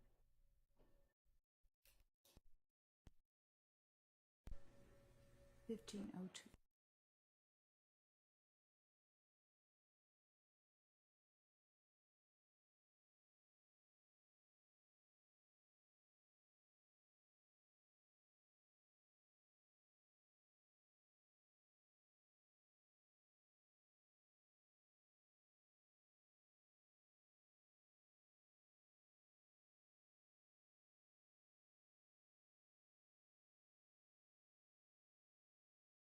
Back to 25, 24. Okay.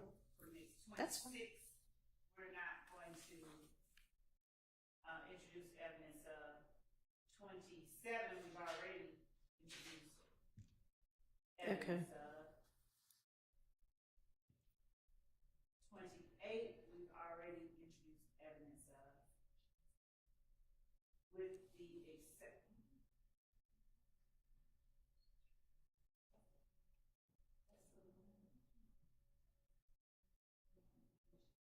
So 28, Ms. Hilton is reminding me that with the exception of Shannon Stillwell's involvement in the Little Wayne bus shooting, it has come in, but it was added here because Shannon Stillwell's name was not on the overt. All right, that's fine. 29 is coming up. The shooting at Club Crucial preceded the shooting at Adele Drive and Drew Drive, and that's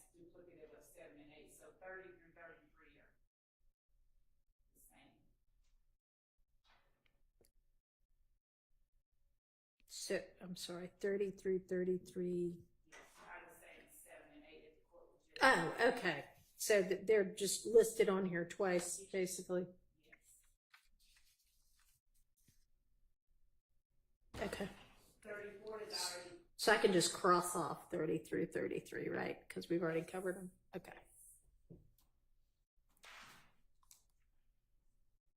34 has already been testified about. 35 has already been testified about. Okay.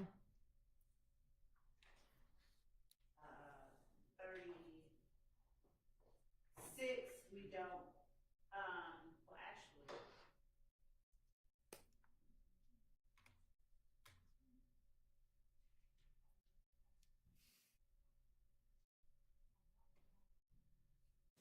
I asked the court to allow us to come back to 36. I believe that there are ruling may have been made on that. Okay. At first, Right. I want to check and make sure. 37's already been testified about. 38's already been testified about. 39, we don't intend to introduce evidence of. Okay. 40, we do intend to introduce evidence of. Okay. That seems pretty intrinsic.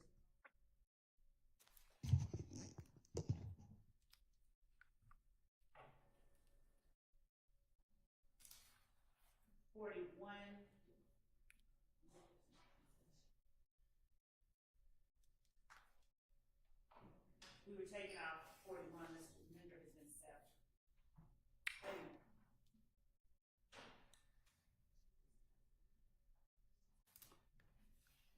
Oh, Judge, I apologize. As far as 39 comes in, I was thinking of another incident. 39 is coming in. That is what led to the arrest by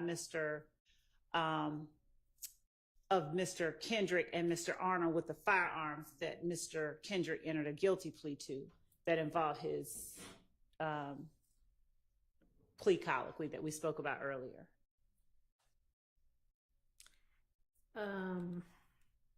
But the fact that Mr. Arnold didn't want to identify Mr. Curtis or testify against him at trial is not, we're not putting that part in. Okay, but that Arnold was assaulted by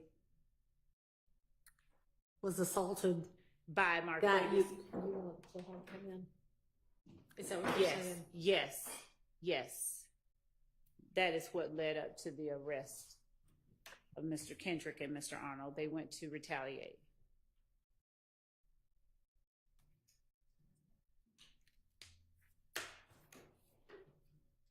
So my apologies. That's 39 and 40 coming in. 41 being taken out. 42, we don't intend to introduce evidence of 42. Okay. 43, we do intend. 43 is coming in. Well, we intend to introduce evidence of 43. That's tied to the armed robbery that he's alleged in the indictment to have committed. Okay. On October the 11th. 44 comes in because that, we believe, is the motive for the murder. That is the last murder on our indictment. Okay. 45 similarly is tied to the Shamel Drinks murder. So we would argue and would ask that that be allowed to come in. 46 as well is tied to the murder of Shamel Drinks. Right. As a matter of fact, 47 and 48 and 49 are all tied to that murder.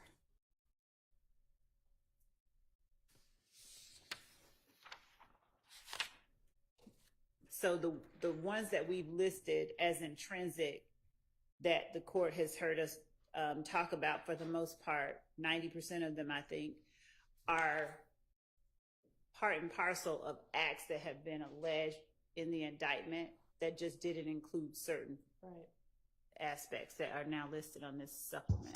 All right. Yeah, I mean, there's not a whole lot. Well, what about 50 and 51? Those are the ones that we just talked about. Okay. All right. So other than those two, I mean, honestly, most of it already has come in, or is like, I don't think even arguably not intrinsic to the rest of the crimes and overt acts. So I think the rest of these, not 50 and 51, but the rest of them,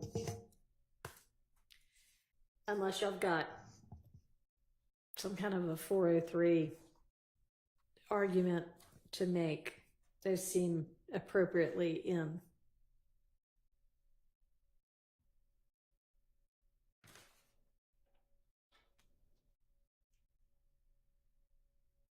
Okay, so sounds like that settles that, other than those two subsequent acts.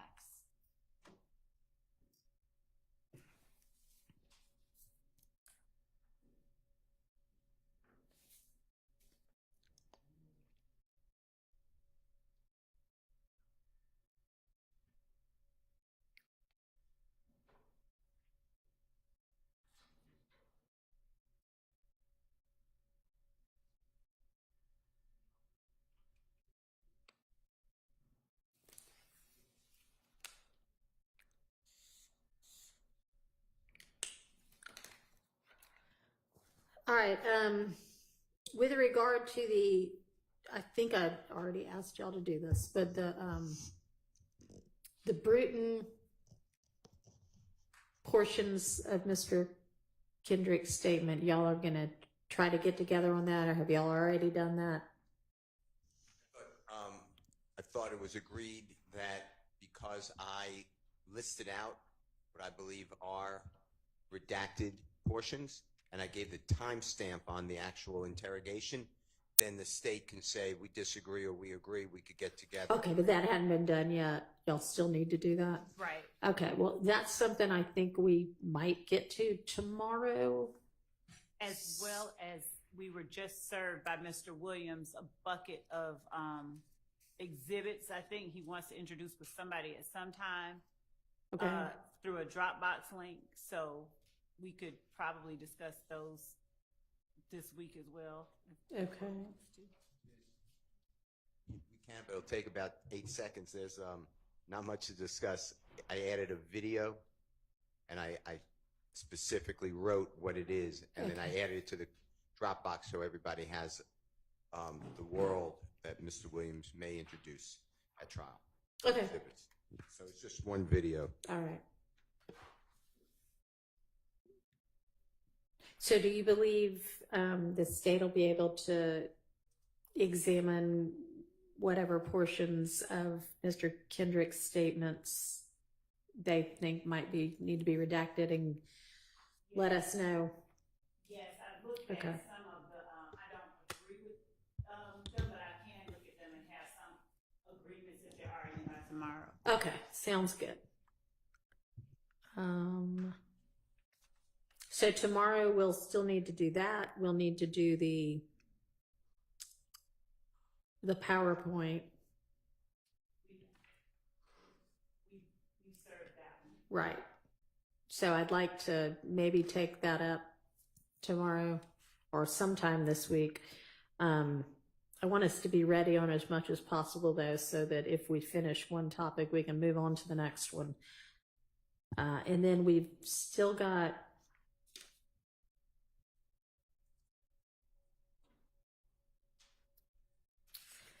I guess after those two, we just keep moving through the evidence that are in the first 60 witnesses and, figure out any kind of rulings that can be made ahead of time as to those. And that would include Mr. Sprinkles. Okay. And have y'all done the next 30 yet? They have everything until 60, and we'll work on the 61 Through 90? through 90. Okay. Your Honor, just Mm-hmm. calling this to your attention. Ms. Hilton is correct. She identified specific co-conspirator statements or things that they allege are co-conspirator Right. statements. In reality, we have a lot of different voices here. Mm-hmm. I have reviewed all of the wiretap calls Yep. that are relevant, at least. Okay. But in my opinion, there's going to be no way to litigate those matters other than just going through them. I hate to say that, but we're not going to agree that any of them are in furtherance of a conspiracy, and we're not going to agree that a number of them, we don't even know who Mr. Garlington is talking to. Okay. So that is something that I would humbly suggest should be on the agenda, because we're going to have to work through that. Okay. I mean, yeah, I agree. This is the wiretap. We got to get through all of it. So what witness is that going to come in through? Your Honor, that's going to come a little later in trial through Investigator Viverito. So this will be probably towards the end when we're talking about the Chamel Drinks murder. Viverito? Yes, Your Honor. Okay. Well, if we get through, I mean, it's a big chunk of stuff we have to do outside of the presence of the jury. So it may not be what is first on tap, but we're going to try to utilize our time. So that's something we need to turn to as well. And to give just a court of reference, it would be after witness 91. And this is when Investigator Viverito comes up, probably her third or fourth time. So just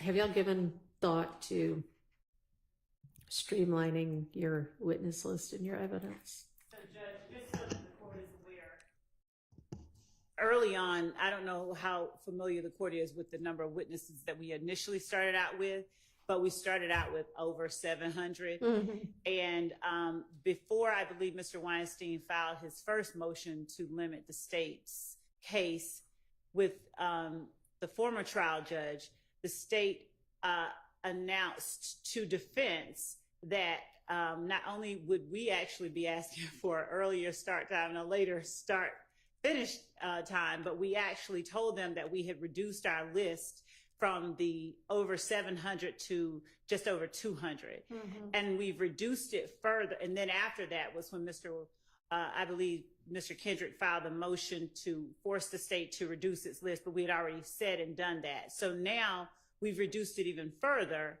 And I believe that we are at that point where we've reduced it. The delay that Mr. Kendrick referenced in his motion has not been attributable to the state. We have had a number of administrative days. We have had a number of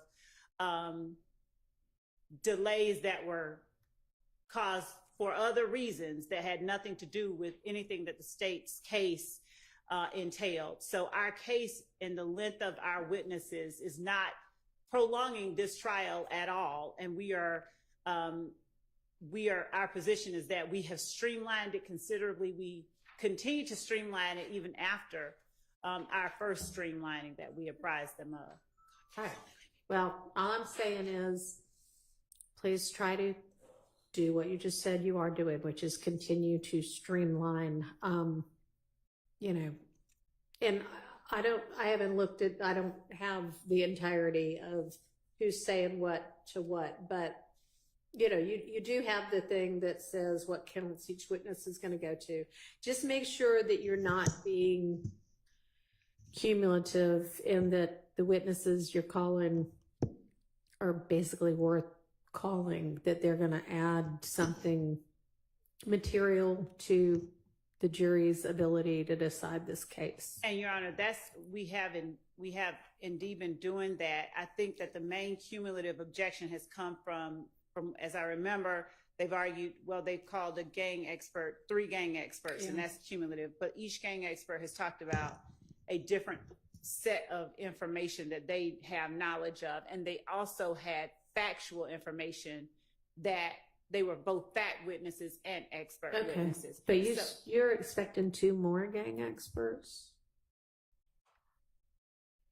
In terms of new ones, there were 2 left on the list that we haven't yet gotten to. Right. So one of them we may not call. Okay. Well, you would need to be able to express what it is that expert or those 2 experts is going to offer that hasn't already been covered by the 3 that have already testified. We would. Okay. And Your Honor, I would like the opportunity at some point this week, I expect the state to respond to the motion that we filed, but I would like the opportunity to actually argue that in front of you. Well, I mean, I don't know that I need a response from the state. I also don't need argument from you. I mean, I understand what you're asserting in your motion. I mean, just today, Your Honor, they say that gang experts, for example, because that is one that we have gone to, that they have not been repetitive. But just today, and I wrote this down because it's just emblematic. Just today, Ms. Love said, quote, our gang experts have testified to B replacing C. So there's a situation there where their gang experts have testified to the same thing multiple times. There's B replacing C. It's constant, Your Honor. And there's absolutely no reason that they should get to run this courtroom. Now, I'm not asking to run it. I'm asking you to run it. I'm running it. Okay? And you have the ability to put a time clock on the state. We're way past the time. I'm just going to finish real quick. We're way past the amount of time that we have told the jurors that they will be here. And that is a factor that you can consider. We told the jurors, now I remember 6 months. Other people have said we told the jurors 6 to 9 months. We're going to far exceed that. There's any number of reasons, and they're outlined in the motion. If you don't want me to argue it, I won't argue it, that we can put a limit on the state, or you can put a limit on the state. Okay. I understand what is set forth in your motion. I understand the law. I understand what my powers are as the judge presiding over this case. I understand that cumulative evidence is unnecessary and maybe undue delay and a waste of time. I also understand that the state has a right to present its case and that they don't have to be limited to just one witness per, count in the indictment. They have rights to. So I appreciate what you put forth there. I agree with it. I mean, it is granted. Okay. I will not permit there to be excessive, repetitive witness after witness saying the same thing, exhibit after exhibit showing the same thing. Well, the relief I requested was to put a specific time, whether it be days or hours or however you want to do it. So if that's granted, I am thrilled. Well, I'm not sure that I know at this stage, given that we have only not yet gotten through one incredibly long and somewhat painful witness testimony, what that time limit might be. I don't anticipate most of the other witnesses to be as long on the stand as this particular witness has been. And maybe I can get, maybe let's just ask the state right now, like time-wise, do y'all expect any of your other witnesses to take as long as Mr. Copeland has thus far taken? No, we didn't expect him to take them. But, Your Honor, this is not the only witness that has taken I cannot this do long. anything about what happened before I was the judge. I appreciate that. I just can't. And I'm not asking you to. All I'm saying is that the state's saying that they don't expect other witnesses to take this long. There have been repeated witnesses that have taken weeks. Okay, well. And I mean, okay. Let me drill down a little bit more. Okay. So are there any other witnesses that are going to have video interviews that are anywhere as near as this witness? No. And for any witnesses that have taken more than a few days, there have been breaks, there have been pauses that have caused us to have to take that witness over a period of time longer than we ever anticipated. And I hope we don't continue to have sound issues, but you know, nobody can do anything about that, although I'm trying to at least get us a reasonable backup, which should have already been in place anyway. But all right, so I'm going to need an answer as to why there needs to be any other gang expert at all in some amount of detail. And y'all have the witness list, just like, I mean, you have the state's witness list. So if there's somebody else like the two extra gang experts that you all looking at the list and knowing the case backwards and forwards think, the person who's going to say this, you know, somebody else already testified to all of these same things, then you'll bring it to my attention and we can go through and get answers as to whether those people or those witnesses or those exhibits are cumulative. But I can't know at this point in time. I haven't been in this case long enough yet to see what's reasonable for, you know, a witness to take. Okay. So I'll be back in a few weeks asking again, Your Honor. Okay. All right. So I think there aren't any other short things. I'm happy to stay here another hour if y'all would like to. Nobody else wants to. This wasn't even a full day, y'all. Can I inquire? Yes. The item that's the, I think the computer with the headphones on it, is that going to be in front of the jury? So that No, that's a ridiculous place for it to be right now. If we end up having to use it at all, and I appreciate the state, you know, bringing it as a potential fail-safe. I think we're going to try while you're doing your oral argument tomorrow morning, somebody is going to come in here and see whether they can even have this be the backup. But it would, as I understand it, we wouldn't be using the video. We would just be using it for its audio output. So it would. And it would be up against the wall. Up against the wall, yeah. Right. That's where we had it initially. Like we don't even need the video part, right? Not necessarily, but it would be showing the zoom. It would just all be the same thing that's on every other screen. The jury doesn't need to watch that screen. They can watch the screen they already have available. So we can slide that entirely up against this back wall That is where it's out of the way and not, you know, blocking anybody's view. That's exactly the way. But we would potentially use it for sound if our sound system continues to go on the fritz. IT tells me they think they have come up with a solution. I don't know whether they have or not. I also don't know how long it's going to take them to implement said solution. So I have asked them to have something else ready. This may be part of it, but yeah, okay. I'm reading an email that just got sent to me by the head of IT about it. Anyway, we'll try to get all of that addressed. Okay, so we will convene Sergeant Ingram on the scheduling. You know, I had said 12. Is that doable, or is 12:30 just a better? Okay, so let's all plan to convene at 12:30 tomorrow. So when y'all show up at 12:30, it'll actually be the right time. And we'll see you then. Be ready to work on and have objections and responses ready for what we've just talked about. Okay, that's all I wanted to know. All right, so we're adjourned for the day.